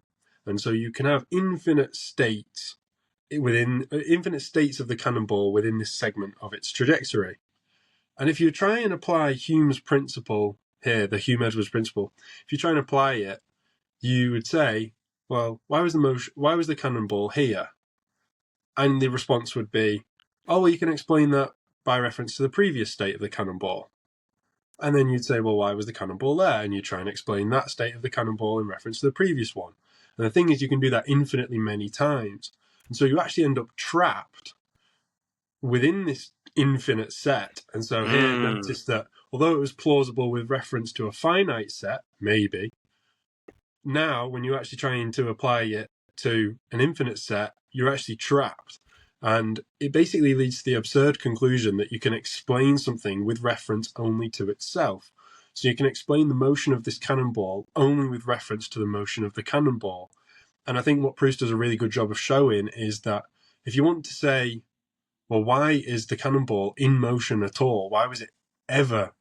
Why did it ever even get shot kind of thing? Mm-hmm. Why was it ever there? The only obvious answer is outside of this set. 100%. Even though the set is infinite, it's outside of this set altogether. Namely, our best explanation of why the cannonball was shot is it came out of a cannon. Somebody shot it out of a cannon. That's why the cannonball's in motion. And it basically shows that the Hume-Edwards principle is it's not a sufficient way of explaining an infinite set, for one, but for two, and this kind of foreshadows a bit of where we're going, it also shows what to my mind is a great kind of conceptual difference between applying the question of explaining the existence of something to individual things and to a whole set. And so it's you can take this segment of the trajectory of the cannonball and you can apply the question of why was the cannonball in this state at such a time? And you can explain that with reference to those infinite members of that series. But you can take a step back as well, and you can see how there, if you're only explaining how the cannonball in one position is explained by reference to the cannonball in a previous position, you can see how that doesn't answer the whole question of why was it ever in motion. And you can see that you have to take a step outside of that set to answer that question, which is to get into things that we'll be talking about in a bit. We can see that therefore with these temporally limited beings, if you were trying to explain the existence of a temporally limited being with reference to a previous temporally limited being, with reference to a previously temporally limited being, you can see that what we're actually trying to say here is, whoa, Hume, that's fine, we see all that, but why are there any temporally limited beings at all? And we can see that the only viable explanation, in the same way that the cannon was the only viable explanation of why the cannonball was ever in motion, you can see that we have to step outside of this set of temporally limited beings to try and explain why they are there. And, I think it's funny, his principle, we can actually use it in some cases where we can talk about contingency going back into the past, and that's all well and good, right? And we can apply, I love that cannonball thing, and Proust is awesome. We could just shrug and say, all right, Avicenna talks about another test for contingency, and it simply, does it have parts? Does it have a set of conditions for it to exist now? Okay, what are those? It's parts. And Hume has reliably told me that if you explain the parts, you have done nothing other than explain the whole. These two are the same. In other words, thank you. I'll take that principle that everything is dependent on these parts and say, cool. All right. In that case, any type of composite is contingent because me and my BFF Hume here say that the whole simply is nothing other than the explanation which arrives and derives from its parts. Cool. All right. Now, when we're looking for the necessary being, we can all together hold hands and X out any type of composite being, which means the only remaining thing that could be a necessary being is one that's completely, utterly simple. And that would have to be something which is even metaphysically simple, so it can't have metaphysical parts. Therefore, its essence, its what isness, would just be its isness. Its essence would be its existence, and that is the classic definition of God. Cool. Bang. We got there. No need for infinite regress. No need for talking about time. We did everything in a line starting from why you are now, a year parts, and we've descended all the way down to the base of reality, which must, by definition, be something which is not possession of parts in any way, i.e. God. And this exits the set of contingent beings entirely. And also it points out something else that I think is kind of interesting. And this is a little bit more abstract, but when we're talking about the possession of being, and we're talking about passing being from one thing to the next, that each being is a transferer if it's a contingent being in this line, and it's not something which has it through itself, then we kind of hit a bit of an interesting puzzle which illuminates this initial cause. Where we have, say, potatoes, and they have potato being. They're limited beings, as we've been discussing, not just temporally limited, but they're spatially limited. Potato is not pink; it's sometimes purple, but it's a standard potato is brown on the outside because it's not the rest of these things. So it has existence as potato existence, which is just this tiny little circle around existence, right? But then we also have dogs and cats and wood chippers and other things, and they have wood chipper existence and cat existence, etc. So if this was all passed to them through a series of transfers, as complicated as this transferring chain is, then one might be tempted to think that whatever being which this comes from is some type of amalgamation of all of these, that it's part potato and part wood chipper and part cat and part dog, right? Which would make it a composite being, but this can't be right because we just ruled out any type of composite being. So instead, because we know this being must exist and it must be simple, as we just talked about, it has to exist with all modes of being, like preeminently existing in one act of being. At which point, I'm going to, bring in, the Neoplatonic kind of guys and talk about participation, where every being that then gets to have anything like potato being is just participating in a tiny, imitation of what it means to have existence in and through its nature. So they exist, they get it transferred because they imitate or participate in a tiny restricted act of existence. So that's what gets passed out, a restriction with an act of existence. And that explains how you exit this category. The exited category being is one that has all existence, not as an amalgamation, but in one act that's infinite and then can be imitated. Yeah, I think that's quite a good summary of almost where kind of Plato goes wrong, because you're drawing, obviously, like you said, about that's kind of a lot of schools of Neoplatonic thought. And you can see kind of where Plato kind of gets his idea of the forms from. Yep. You can see that he talks about, kind of things only have their essence in as much as there must be some form of this essence. There must be something that defines what it is to be how any given thing is. So, for example, if something's a cat, there's got to be something that means that thing is a cat and not a crocodile. And you can see where he kind of is on the right tracks. Mm-hmm. But then you can also see where he goes wrong in then saying that, therefore, there's got to be a form of a cat kind of existing in this Platonic realm called the forms. And there's no real empirical evidence for this existence of the forms, and all those kind of issues then start to kick in. But like you say, if you actually kind of take it another route where you say, okay, yes, we understand that these things have to have essences and things that explain why they are what they are rather than other things, but that's because there's a being who has all these modes of existence within itself and explains all of these modes that it can then essentially lend to other things or allow other things to participate in.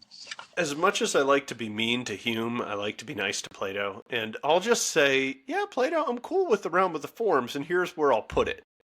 God is, one unrestricted act of understanding himself. And he also knows, in knowing himself, every possible manner in which he could be imitated in a limited way. So in his divine mind, he knows of every form. So Plato, I'll grant you the Platonic heaven of forms. I believe that exists in God's mind. That's fine for me. I'll just shrug and go, yep, you got it, man. Good going. You should have got the mind itself, but you got the ideas in the divine mind. That's, mad points. Close enough, yeah. Close enough. Slightly preferential treatment to Plato there, but no, I can see what you mean, definitely. Uh-huh. Yeah, definitely. That's really interesting. Yeah. Never said that I was impartial. Just to maybe bring things back to the third way then, because those are really interesting thoughts, but some listeners might be a bit confused about. Keep me focused, Noah. So So I'll just kind of reiterate almost now this is my final updated version of the argument. So this gets rid of that horrible kind of equivocation of how we mean everything. Totally. And Yep. I'll talk about the kind of the premises we've defended so far and the ones we've got left. So temporally limited things that have beginnings and ends, require a cause of their existence because they're able to exist and to not exist. So we've defended that one. Yep. All things collectively cannot have had a beginning, since if this is the case, then there would have been a point at which there was nothing.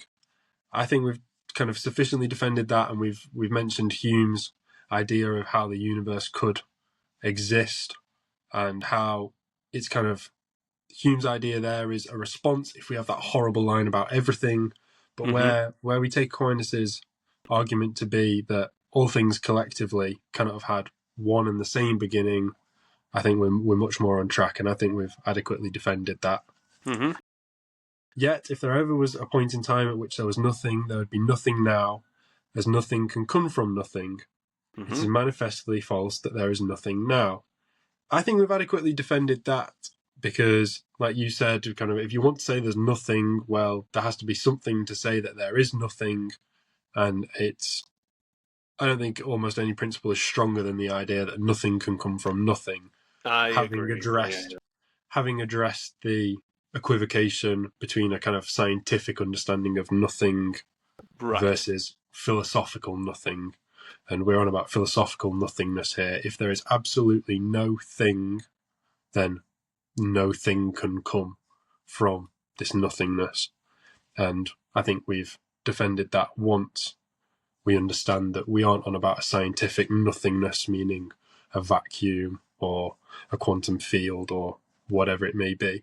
And I think here maybe it's useful practice to examine the alternative. And so the alternative here might be to say, oh, well, no, maybe something can come from nothing. And at that point, to me, that instantly seems very fitting with the theistic notion of creation ex nihilo. It's the only being that could explain how nothing, how something, comes from nothing would essentially be God. And so because in that case we're still saying there's not nothing because there's God. Exactly, right? Exactly. It's still a kind different of level equivocation of of nothing. Right, yeah. And I think that's the point where it's like, okay, well, I think the universe just completely came from nothing. We're just like, that's fine. Yeah, that's right. Yeah. But do you want to affirm the principle that the set of conditions needed in order to generate a universe is an empty set? Because if so, like things popping up. Okay, well, no.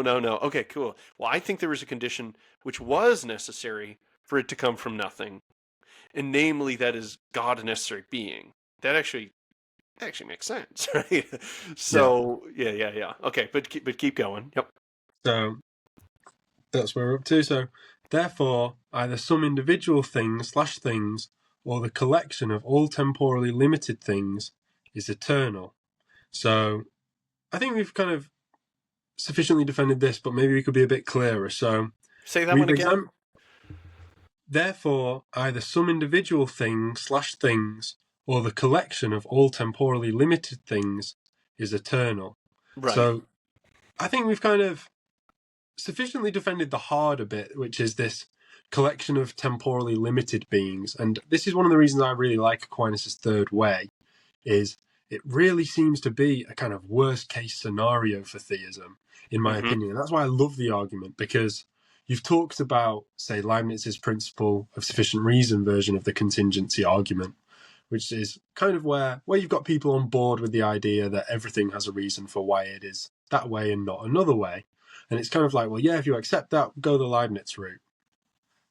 But Aquinas doesn't rest on that. So that's kind of like, yeah, if you accept what's being said, go the Leibniz's way. But then Aquinas draws it back a bit, and he's like, okay, well, maybe if you don't accept those things, we can still run it this way. And then you've kind of got the kalam, which is everything that begins to exist has a cause. The universe began to exist, therefore the universe needs a cause. And that's where you grant that finite things need a cause and that the universe is finite. But Aquinas doesn't do that either. He's kind of, he says, no, you know what? Let's assume that not everything needs a reason for why it is the way it is rather than some other way. Only temporally limited beings require that. And then we're also not going to assume that the universe is finite. Instead, we're going to say it could be an eternal collection of these overlapping temporally limited beings. But even in this case, what we're saying is there's something eternal.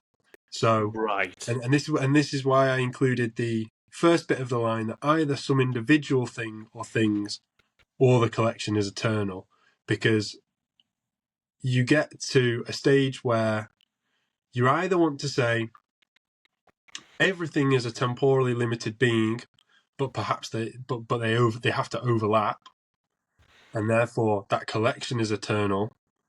Or you might try and run the idea that, okay, some specific individual thing is eternal, but in which case that's basically a fast track route into accepting Aquinas's intermediate conclusion that there has to be something that is necessary, but obviously by necessary he simply means eternal. So you kind of either accepting some individual things are eternal, or you're saying this collection of temporally limited beings as a Is the collection eternal is thing. eternal, is the At which eternal, point, yeah, that's the cool story, bro point, where he goes, exactly, okay, all right, yeah, whatever. Is it necessary through itself or another? And then he brings you, so with the exactly. temporally limited thing, I think that it's true by definition that temporally limited things are contingent. Here's how. Mm-hmm. If you're temporally limited, by definition, you exist at, say, time 1 through time 3. Mm-hmm. Noah, what's the condition for it to exist? That it is Time. time 1, 2, or 3. So it is definitionally, if you are temporally limited, that means you exist here and not there, then that is a condition for you to. So this is as basic as you get. I think Yeah. that's true by definition. So he says, all right, any temporally limited thing must be contingent, because if it wasn't your time, then you're not there. Well, I was Mm-hmm. always there. Then you're not temporally limited. You're eternal. Okay, Mm-hmm. cool. We're fine with eternal, right? He grants the possibility of an eternal contingent thing, and so it is like Aristotle with stars. He thinks they're eternal, but they would have to depend on something else. Now we're exiting the whole conversation about, Hume with his, well, could everything have a previous thing in time? We're not talking about that when we get to stage 2. We're going vertical as soon as you arrive at an eternal being. Because it's eternal, we no longer go back in time because it always was. We now Mm-hmm. go down in the order of being. Yeah. Is it necessary through its own nature or not? Again, 2 categories which cover literally everything. If the answer is yes, that it's necessary through its own nature, then we unpack the divine attributes. If the answer is no, then definitionally, we just affirmed it's necessary through something else's nature. Okay, Mm-hmm. let's move to that. So I think this is a really, really, really strong argument.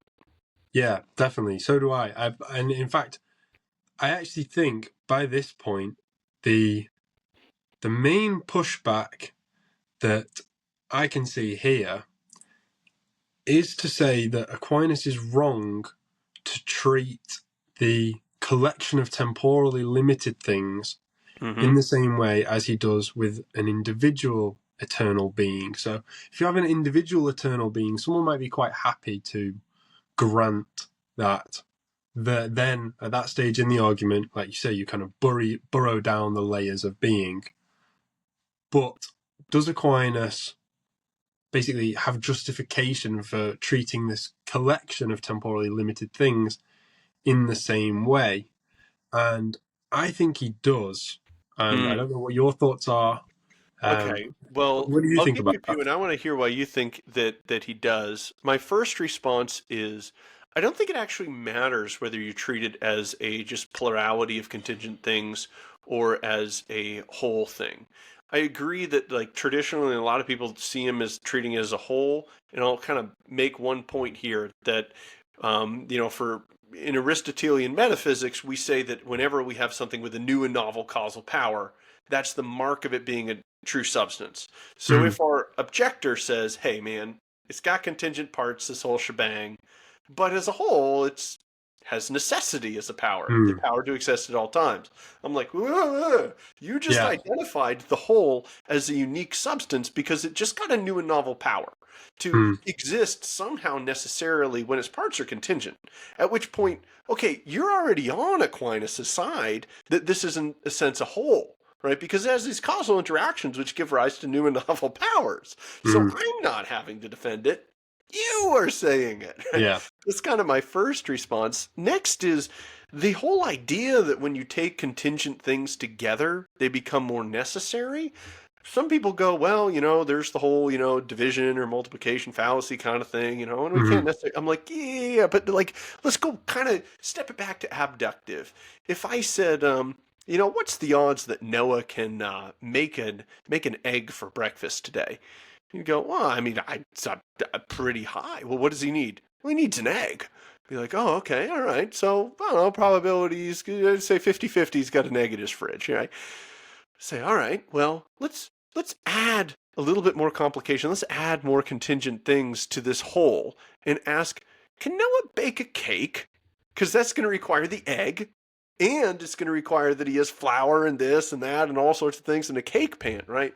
So as we add contingent beings to the whole, well, it actually becomes more contingent because your cake is contingent on whether or not you're going to have an egg and a cake pan and all of these other things, right? So I just fundamentally reject the idea we're even going in the right direction with adding contingent things to get something necessary. I think you get actually something which becomes less necessary and more contingent. And that's where we get this whole idea that even if you just say that your universe or your collection of things is the necessary being, we have more tests to apply. And the chief one is the one that Avicenna does. It says, do you have parts? Because again, is there a set of preconditions to bring about your existence? And Hume's with us on this one. The answer is, yeah, your parts. Okay, then you're not a necessary being.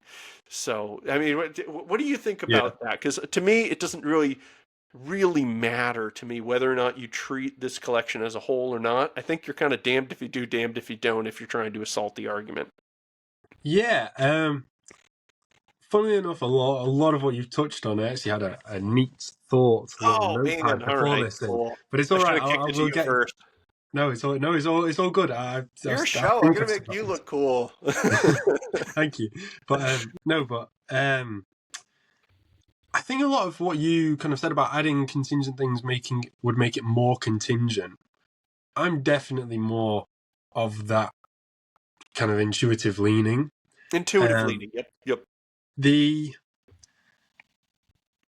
Just for listeners, what we're now kind of discussing is what's called the fallacy of composition, which is something that Hume kind of says, and in its more general form, what the fallacy of composition is the idea that it's wrong to affirm something about a whole, even though all the parts may possess that characteristic. So, and I'll give an example to explain this a bit further. You could have a wall made of small bricks. Yeah, you've got a wall made of small bricks.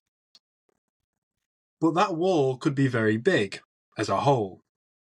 And so what Hume would be kind of saying here would be, if you came up to Hume and you said, oh, that wall is small, it's made of small bricks. He's like, whoa. No, that's the fallacy of composition. You've just affirmed something about this whole that is not the case, even though all the parts of the whole are a certain way.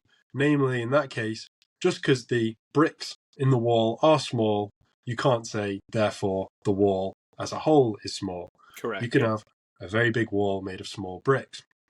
However, the thing here is, it's characteristic dependent whether the fallacy of composition is committed.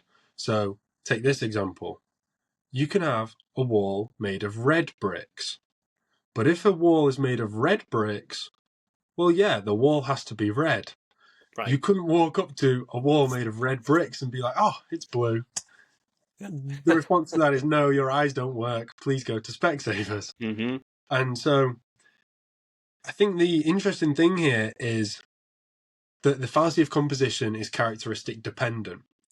And basically, as you noted then, if you're accepting that the universe is made of contingent parts, I definitely think the natural way is to then think that the universe is contingent, because it's comprised of these contingent parts. And I think there's two main reasons, at least to my mind, that lead me to think that way. Is firstly that the universe doesn't seem... I think this is where I was getting a bit confused linguistically about kind of treating the universe as one big object or as a collection. I'm kind of mean those interchangeably. I kind of mean those simply as opposed to being, say, like merely a conceptual aggregation, if you know what I mean. Like basically treating the universe as one big object or a collection, that's kind of almost, I'm thinking of that as the same thing. I'm just trying to say that... Yeah, it's kind of on a spectrum there, whether it's, a thing. There's some, it's like, in the Aristotelian tradition, the universe is like an animal. Like, whoa, that's over on one side. And then there's like the mereological nihilists who are just like, yes, exactly. Nah, that's like, more the line it's I was just bits, thinking dude.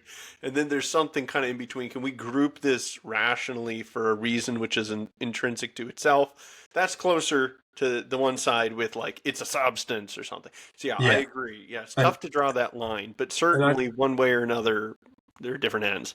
Yeah. So, but I'm kind of almost using... I think either of the universe is a one big object or the universe is a collection of these smaller objects. I think that's fine, and I think that works personally on our side. Like I've said, that's kind of one reason I think the universe would be contingent. The second one is that, to me, it makes no sense to treat the universe as existing in a way that is separate to its parts, because it leads to an absurd conclusion.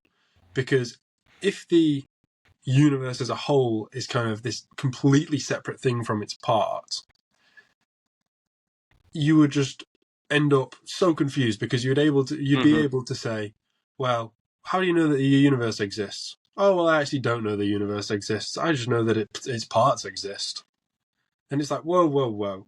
So I'll give Hume a bit of credit in as much as, maybe it's not something completely over and above all of its parts, but I think then we'd be at this kind of collection middle ground. Like you say, you've kind of got mereological nihilism over here, you've got universe as one big object over here, and then you've got universe as a collection here. I think that's kind of a reason to pick that middle ground, but I still think that works in our favour, because, kind of like you said, this collection of contingent parts, if you added more contingent parts, would kind of just become more contingent. You just added the sets of preconditions together, right? Yeah, exactly. When we're dealing with, it is tricky on some things. It's like you mentioned color for the bricks. Everybody's like, yeah, obviously you make red bricks, you get a red wall. It's like, yeah, but the bricks are made of colorless atoms. It's like, right? There's tricky stuff, but it can be hard, and there's different tests which are proposed. But I mean, let's just go with the one that's under question and apply it to something simple like this. I only have the individual bricks if the bricks get delivered. Okay, cool. There's a condition. All right. Well, does that imply that I only can have the wall if the bricks get delivered? Yeah, right? Because we first have to have the bricks delivered in order to then have the wall, which means if you have the wall, you had to have had the bricks delivered. So there you go. So the contingent property of the whole carries with it the contingent properties of the parts. So I believe that's the same with the universe, right? So if we say, well, the universe only exists if its parts exist, then it's like saying your wall only exists if you got the bricks delivered. That does transfer. So I think it really, I see it as transferring for sure.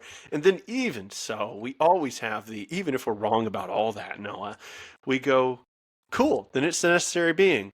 Apply the tests, right? Yeah, no, I definitely agree, and I think that's like I say, that's kind of one of those really interesting things that I think is just a reason I love this argument for the existence of God, is because you can really see how this is considering things as a strongest objection to the existence of God. You know, Mhm. we've And covered infinite regresses, whether a collection would have a different property to its nothing parts. has phased it And so far. yeah, It's arrived unscathed in a variety of ways, and not just in a haphazard way, but like we can give examples of yeah, arguments which are contingency arguments, which assume many of the things which are actually objections, and they're fine. yeah, So it's not a motivated dodge. It's like, no, it's just legitimately unfazed. I yeah. want to give one more kind of analogy that might help people out. I Go on. gave the necessary beagle. I want to give another one, and that Hmm. is Noah and I go back past the pet store. He's very disappointed with the fact that he didn't get a necessary beagle, and he goes into. Do you guys have Legos in England? Yeah, we do. Yeah, Okay, you have we're Legos not in England. medieval over here. We I just didn't know speak a if you bit just differently. only like stacked crumpets or something. I don't know what you people do. Um, so let's say we go into a Lego store and there's a dinosaur built out of Legos. And Mm. I'm like, dude, that's a much better thing than the Beagle. It's less work, right? And then you walk over, and I shouldn't make you the character. I'm going to make David Hume the character. All right, David Hume Okay. comes with me. No idea why we're friends enough to walk into anywhere together. But anyways, so it's me, David Hume, and obviously his mom who comes with him everywhere. And we say, all right, so we got this Lego dinosaur. You know, we got some in the back that are necessary Lego dinosaurs. Now it costs extra money, but you're saving a lot, Mr. Hume, because you live in your mom's basement, which is fine if you're young, but not cool when you're like a middle-aged philosopher, right? And he goes, you know what? I got some money saved up. I want to buy the necessary Lego dinosaur. Right. So I'm like, I don't know. Are you really sure he's necessary? He kind of tricked you with the necessary beagle. All right, whatever. All right, he bought it. Walk out. And somebody says, hey, you know how you bought the necessary Lego dinosaur? I wanted to build like a little Lego house. You won't be bothered if I use your Lego parts to build that out of your Lego dinosaur, right? Because it's a necessary Lego dinosaur. So it shouldn't be a problem if the parts disappear, right? He'd go, ow, then my Lego dinosaur will disappear if you take away the Lego parts. Obviously.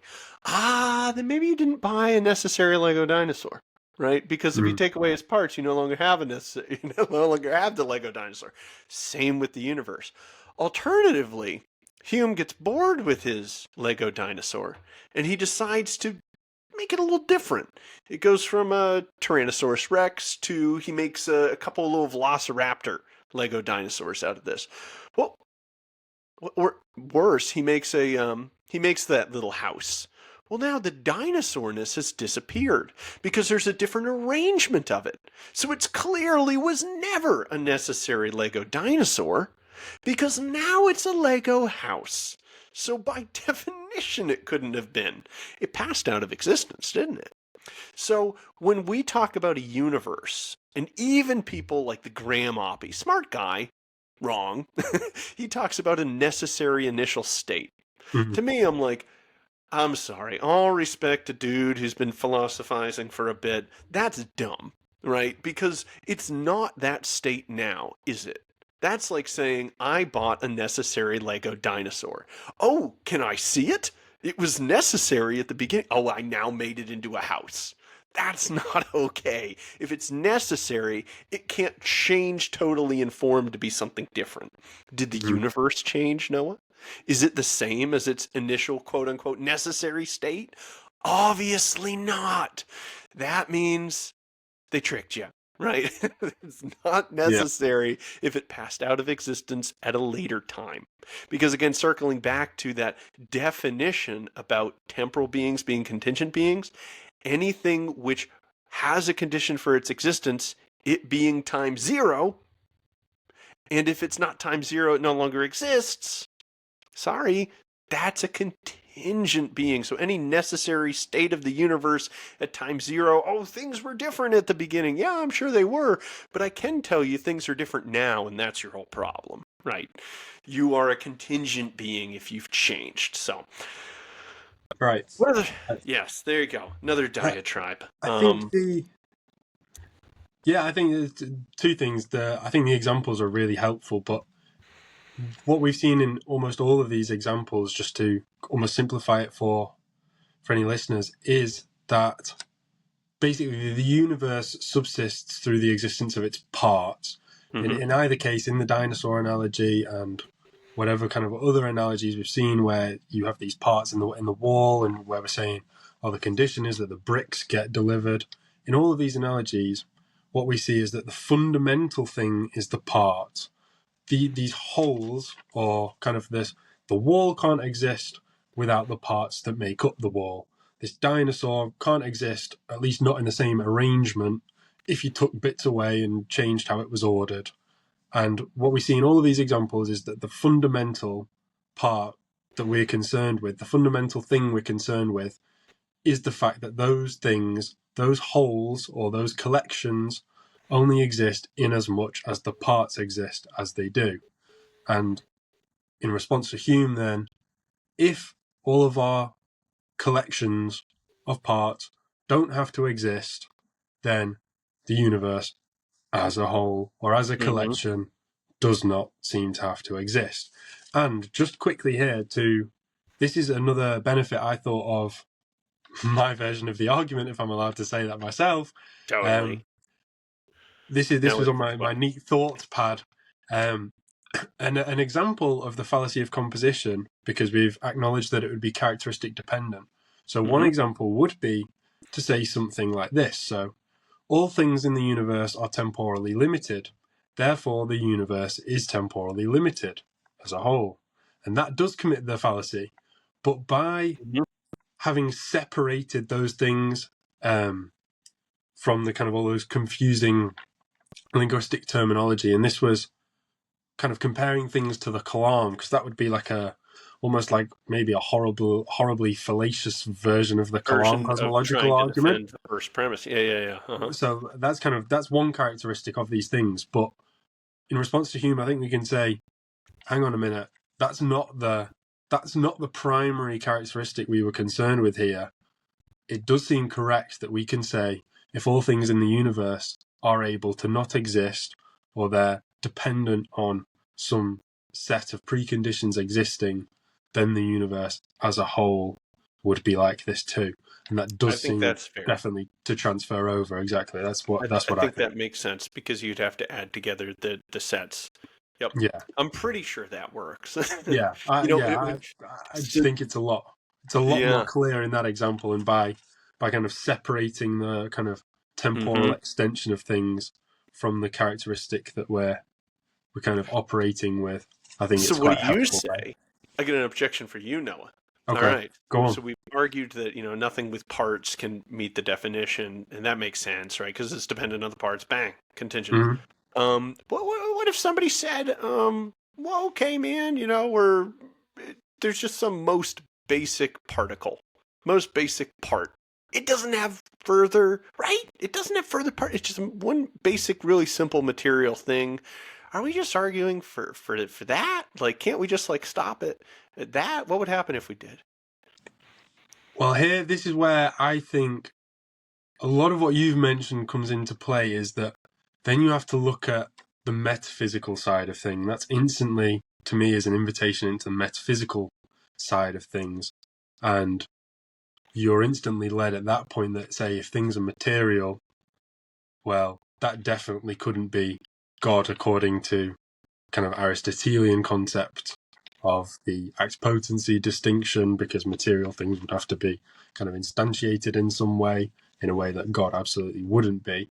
So that's kind of one of these issues that I think comes about as part of that linguistic problem with Aquinas using contingent and necessary in a kind of temporal sense, is because if you stick to just solely using contingent and necessary in the translated ways that I did, so starting with temporally limited things require a cause, therefore there's got to be something eternal, whether this be some individual thing or a collection of things, and then go into the step that there is something that has to be eternal through itself. Well, you're avoiding all of the complications with the word you use there, which is, why can't you have this necessary, fundamental little particle thing? But so if you were to rephrase that question, would you rephrase it in terms of this thing being eternal or eternal in Oh itself? yeah, Because I'm no, assuming you're you would then be trying to put it in that category of eternal through itself, which is obvious to see that a material thing cannot be this, because kind of these metaphysical has metaphysical parts, arguments it you changes. Also, it's exactly. multiplied, right? Yeah, Because there's more than exactly. one, so it can't have its essence through its existence. And then, I mean, that's another part that Avicenna then deals with, is it's unduplicatable, so it has to be one. And Aquinas lays that out in the Summa. Everybody does. Yeah, But yeah, no, I mean, yes, I think you're 100% on the right track. You point out that, well, hang on, it still has metaphysical parts, still has an essence and existence, and that's really what we're reasoning to, and yeah, that's a huge problem. You brought up the idea of Aristotle and act potency. This is something with a limited amount of actuality, in fact, like the least amount of actuality, and yet we also have the principle that actuality doesn't come to exist from nothing.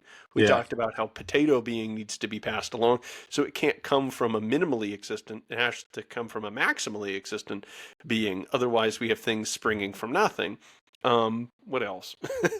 Yeah, um, I'll just say, the oh, go on, eternal go on. part that you were talking about. You were Yes, talking about, well, that's exactly, I really like what you said. Okay, you need to clarify your language. You're talking about a particle which is somehow the most basic particle of everything, and somehow everything's reducible to just these particles. Then, yeah, I think you're on the right track. We'd say, well, did it come into being or not? What did come into being? Cool. Definitely a contingent being. It came into being. Can it pass out of being? Sometimes. Okay, cool. Definitely a contingent being. All right. Well, no, it's eternal, Noah. All right, that's already a totally fine category for Aquinas' argument. It's eternal. These things have always existed, and just everything is made up of arrangements of these, metaphysical simples. He'll go, cool. That's like Aristotle and his stars and stuff. That's just a necessary being necessary through another. So is it hmm necessary through its own nature or through another? If its own nature, there can only be one, and it has all the divine attributes, and you're confused. yeah, And if it's not, then we have to look down this type of chain, which everybody really admits is not one that can go to infinity. yeah.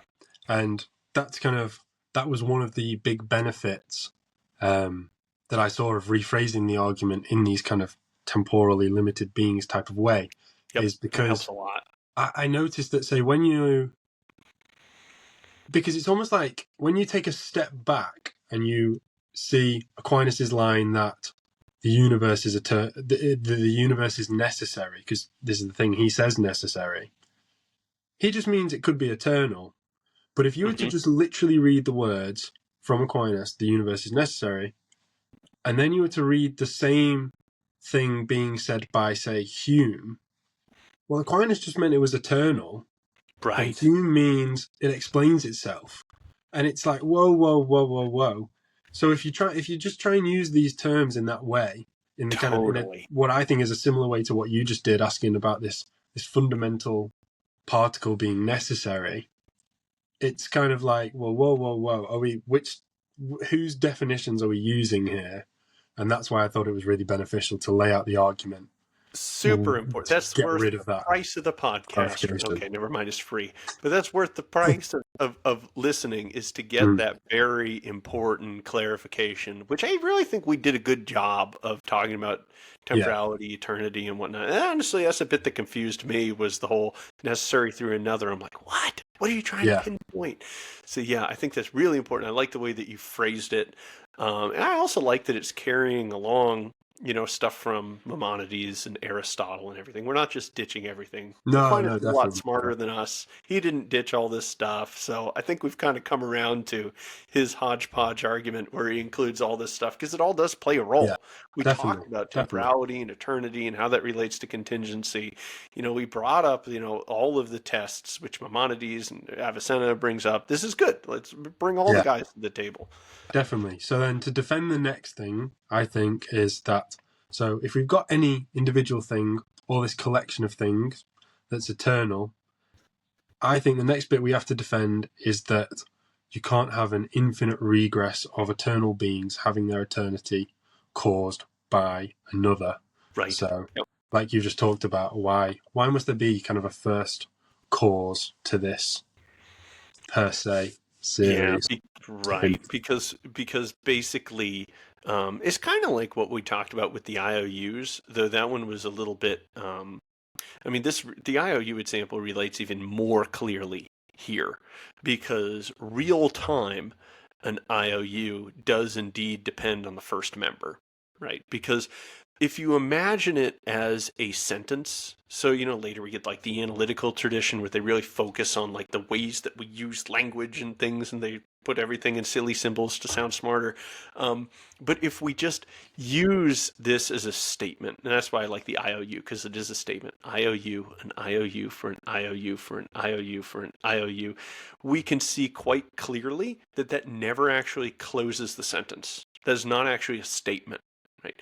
IOU, gonna need a noun here, Mhm. right? So what we've done is, if we're going to express what we mean by an infinite chain of necessary beings necessary through another, or eternal beings, who are made to always exist through another, then we actually need to complete the sentence, because otherwise we've actually not even claimed anything otherwise, because we've not closed our sentence. So it's necessary through a thing which is necessary through a thing which is necessary. Okay, close your sentence, or you have not actually made a contrary proposition, right? Mhm. So we can close that through a being who's necessary through his own nature. Yeah. Cool. We actually offered an alternative. There is no alternative, right? The alternative otherwise is just an empty, it's an incomplete sentence. It's not something which could possibly really be instantiated, because it doesn't even pick out anything to be instantiated in Mhm. reality. So it can't exist. It's like saying, I think that there's a that exists. I didn't pick out a thing in reality. Therefore, that can't actually be true.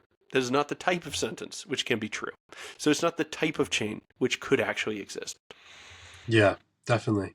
And I think one of the things that you said earlier, I think, is key at this point, is because at this point we're discussing eternal beings. These beings have always been around. They're eternal, right? Mm-hmm. And so, like you say, there's no way in which these beings can have caused one of the other ones before the other one, because before Mm-hmm. you would obviously have to existed prior to one of the other ones in time, which isn't the case if they're all eternal.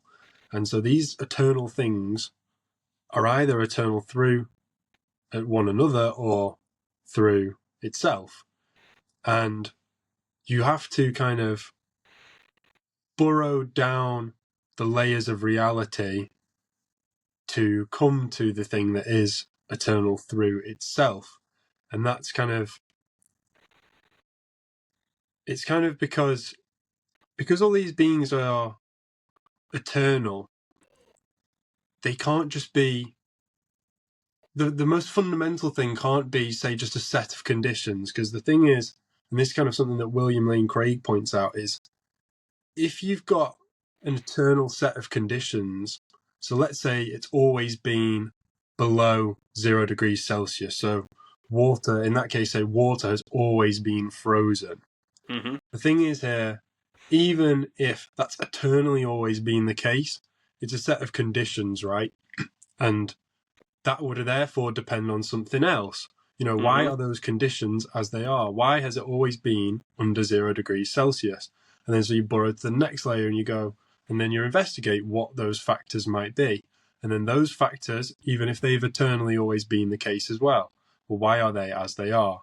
And you eventually, as you said earlier, you come to something that has to be just simple, just metaphysically simple, and essentially it would have to be eternal through its own nature, which is akin and means that it would have to explain its own eternity. It would have to have the reason for its own existence as it's kind of within or as its nature. There would have to be no distinction, if we're being more precise, between its essence and existence. Mm-hmm. And we haven't spent a long time unpacking the divine attributes, but I always like to put a pin here that if you grab pretty much any atheist and you go, so you're cool with the fact that we have a being that grounds the existence of all other beings and that exists through its nature, which is to be, like, you're cool with that, right? They'll go, no, right? Maybe a few will go, oh no, Mhm. sounds fine, and not think it through. But I don't think many atheists think that you can just grant this and not get God. I think the Hmm. majority of them, by a long shot, would say once you get there, oh, you're on the theism train, buddy. I'm trying to remember exactly how Avicenna unpacks it, with regard to perfection and whatnot. But one is when we talked about limits in general, that is a precondition for you existing, right?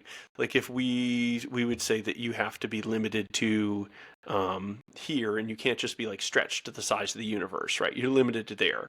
You are a person. You're not a person and a dog and a cat and a wood chipper and a chocolate bar, right? You're limited to just human. So in order for us to pick you out as a thing, you have to be limited to this, not that, right? So the problem is that means that you can't be the type of being which grounds all stuff and is utterly necessary, because if that thing was limited, then that actually means that it's a contingent being, because it relies on the limit in order to be this type of limited thing. Hmm. So if we have a being which is completely unlimited, then we have this being which, I mean, it's unlimited in every sense. Yeah, unlimited in every sense. Well, what senses are there, Noah? Being, power, intellect, any positive attribute of the universe. Why do I say positive? Because if we accept, say, the privation theory of evil, this isn't like a positive attribute. It's not a perfection, nor is it like a facet of being. It's a misordering of the hierarchy of goods, or it's non-being where being ought to be. So anything which relates to being or goodness or truth, it is unlimited. Therefore, hey, cool, we pretty much got it. And then if we're to accept the principle that out of nothing nothing comes, and therefore we have to have this like conservation of actuality, in a sense, we don't just get actuality just for nothing, for free, for no reason, which is kind of something we've touched on a bunch. Then whatever causes everything and lends the actuality of being to everything must have every power that we have, but unlimited. Well, we have the power of intellect, we have the power of will, we have the power of XYZ. So whatever we have, well, recall we're simply a reflection and a participation in a tiny restricted act of this unrestricted act of being, which means that the unrestricted act of being has at least the power of intellect and will and everything else, but in a completely unbounded way. So that's kind of a very brief, loosey-goosey way to sketch out some of the divine attributes, but I'd just like to say that everybody's pretty much on the same side, that if we get to the conclusion of the third way, most atheists, at very least, are incredibly uncomfortable with just granting all this, because there's a reason this is an argument for God. Yeah, definitely. In fact, I completely agree. And in fact, I actually almost think that the only way in which you can kind of blur the line between granting those things and whether that would be God is because of this misuse of the word necessary. And Agreed. I think that's exactly what happens when people kind of break Aquinas's argument into an existence for into an argument for the existence of a necessary being, and then that this necessary being would be God. Because if you break it into those two kind of categories, a lot of people say that the argument from contingency is successful in proving that there would have to be a being that's necessary. And that's where a lot of people leave it. But I think that, like, as you've kind of said, by refining our definition of necessary or eternal through itself, we can see that, like, no, you can't just say there would be some fundamental particle that's necessary or some kind of necessary initial state. It's kind of like, whoa, what you're calling necessary there that's nothing that we're trying to say. So if you want to grant there's something that's necessary, a necessary dinosaur. exactly, it's not a necessary being or a necessary deity.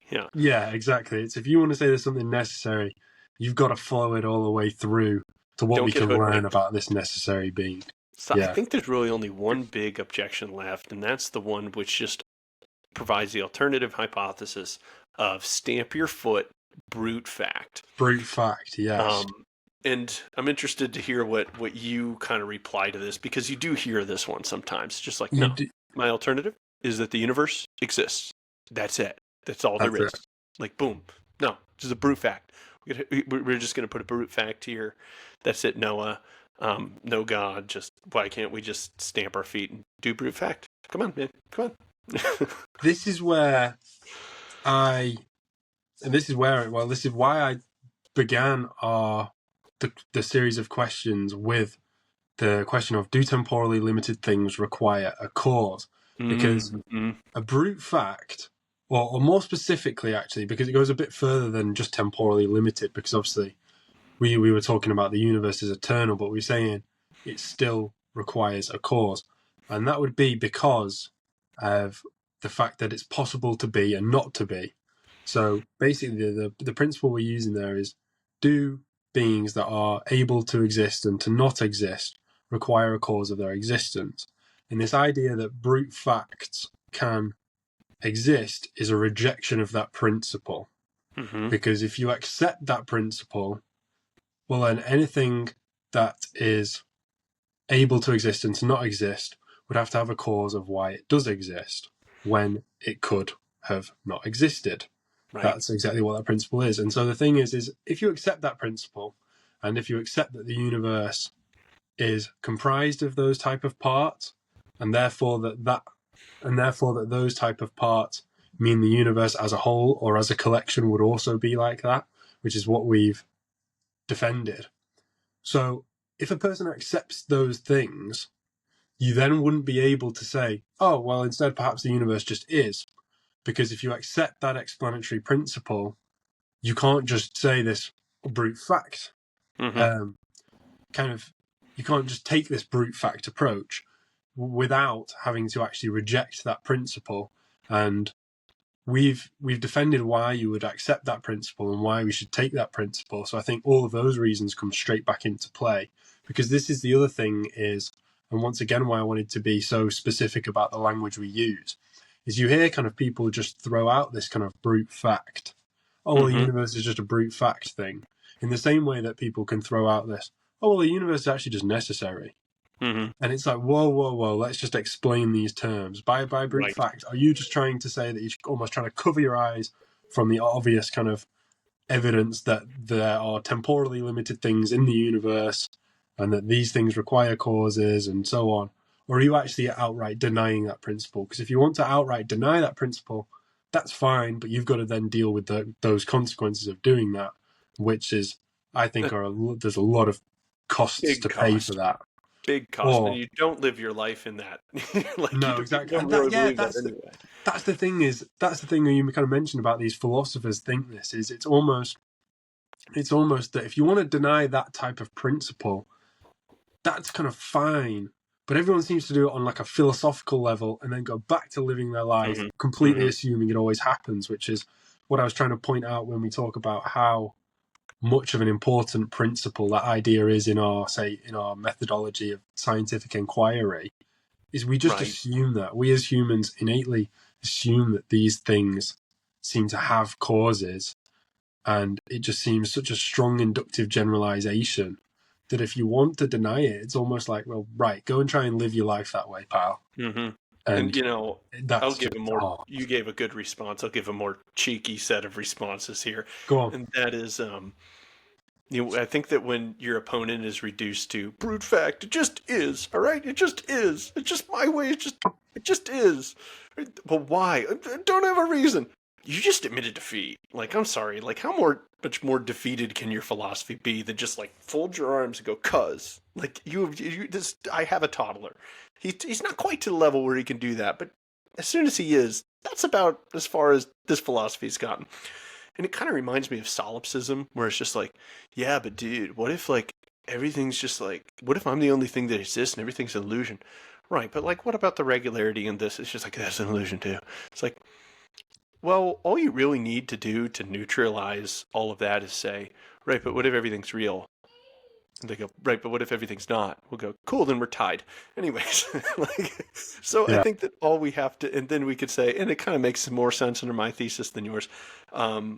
So I think what we can do here is, all right, you get one brute fact. That means I get one brute fact. What am I going to do? My brute fact is, and again, I don't have to explain it. My brute fact is, you're always wrong when you talk about arguments with God. It's like, so you get yours, I get mine. And my brute fact, I don't have to explain it, I don't have to defend it, is that you're always wrong when you talk about arguments for God. Or you're wrong that God doesn't exist. That's my brute fact. Right. But you needed, why would that be it? No, stop with the why. You said, I don't need a why. You said that brute facts exist in the universe. You got one, I get one. So mine is just that you're wrong that God doesn't exist. There you go. And as soon as you do that, you'll find that all of a sudden they believe in the principle of sufficient reason again. And it's like, yeah, because you don't operate in your life, and you don't really operate in your philosophy on the idea that things can in fact be brute facts. Do you have anything else to cover? I think we covered most things here. I think we've got about most things. Just have a quick check through all of the notes. Oh, I've got a nice quote for hit the quote for explaining that issue about if every individual thing had a beginning, there would have been a point at which there was nothing, and the issue, and this explains the issue with interpreting that line. If Aquinas was on about every individual thing, but I don't think that's what he is, and so that's why we changed the translation. But the issue with that would be, and this is as the philosopher Whipple puts it, he says, to grant that every possible being, every being which comes into existence by generation, exists only after it has been non-existent, hardly leads to the conclusion that the totality of possible beings will all have been non-existent simultaneously at some point in the past. End quote. And I think he's definitely right. Yep. But the thing is that then you can just adjust the line to say, no, what we explicitly mean is that last bit. We mean the totality of all possible beings cannot have all been non-existent at the same time, because in that case, there would still be nothing now. And so you just reformulate that line, I think, and it's fine. And yeah, I just disagree with the idea that, all of these things. No, you're totally right there. We could totally imagine a universe which was only two hydrogen atoms, and then just they bump into each other and they form a helium, they break apart and they become a hydrogen, and they go back and forth. So we have both of these beings pass out of existence and come into existence. It just turns out that when one passes out of existence, it causes the other to come into existence, right? So that could happen forever. That's no problem. But Aquinas would just say that this universe is an eternal being. Yeah, exactly. Yeah, it's just a necessary through another being, clearly, because it has two parts, right? No problem here. I think people get hung up with, wait, is everything supposed to be contingent? Is everything supposed to? It's like, no. Either way, it's fine. We trace out both kinds of beings. Actually, we trace out three types of beings if we really want to talk about that. And they all ultimately depend on God. So no problem here. I think that's another area where people can get bogged down, and it's definitely, I think, a good point to almost finish on. Is, for example, like I've spoken to my mum when we were speaking about whether one kind of possible being could cause another one to exist and then go out of existence itself, or this one exists, and so on. And she said, well, maybe what if you had them kind of two completely unrelated things, where you kind of almost like, for example, you had a blue ball machine and a red ball machine, and rather than the red ball always causing the blue ball to exist before the red ball goes out of existence, it's just a red ball machine causes a red ball to exist that just so happens to stop existing every time as a blue ball comes into existence. And in that scenario, although the red ball doesn't cause the blue ball to exist and vice versa, we've actually still got is two causal chains going on, and there's still always something in existence eternally, even though they might not be directly linked in the way that the red ball always causes the blue ball to exist before going out of existence. Aquinas would be fine with that example. Totally. He'd say the same thing. He'd say, that's cool, that's still an eternal being. Is it eternal through itself? Yes or no? No, it's obviously not. And then the argument still runs as possible. So I think all of those issues are. I think we did it. I hope Aquinas up there is happy with how we laid it out as best we could. I hope so. I think I'll probably finish, unless you've got anything to add. I think I will just read my final updated version of the argument.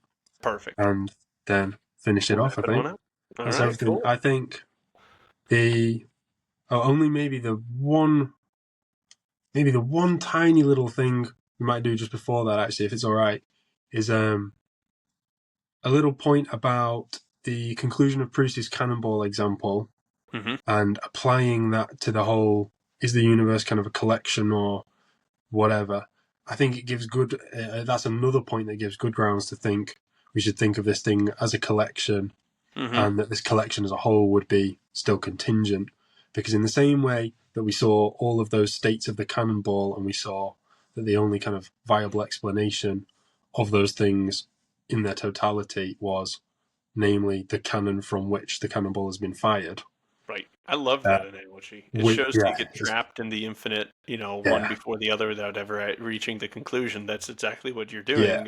We're dealing with like the objection that you can just go all the way back all the time to just the previous state. Yeah, you're trapped in the infinite regress and you haven't ever explained anything for. I think that's great. Proust is awesome. Yeah. Oh, he definitely is. And that's the thing I love about it, is you can see that almost why, for a skeptic or an atheist, that explaining each part in reference to the previous part and the idea of an infinite regress are almost like such tempting fruit. Like, you really want to try and grab both. But I love Proust's example for showing that it's almost like, well, if you try and grab both, you're just trapped. It's kind of like you're putting your hands in the jar and then you can't get them out. If you're trying to grab both, both pieces of fruit, yeah, exactly. Then you're trapped in that. You get stuck in that infinite set and you can't actually do what it is you want to do. But I also think it gives good grounds for taking the universe kind of to be a collection, because you can see that you can apply the question of why are there any possible beings at all, and that is the question that gets you out of this trap of explaining one possible being with reference to another, and it's like we can take a step back and we can say, oh well, why is there anything at all? And that's another good point about it. So I think that's everything covered, as long as you're happy. Oh yeah, so I hit it all.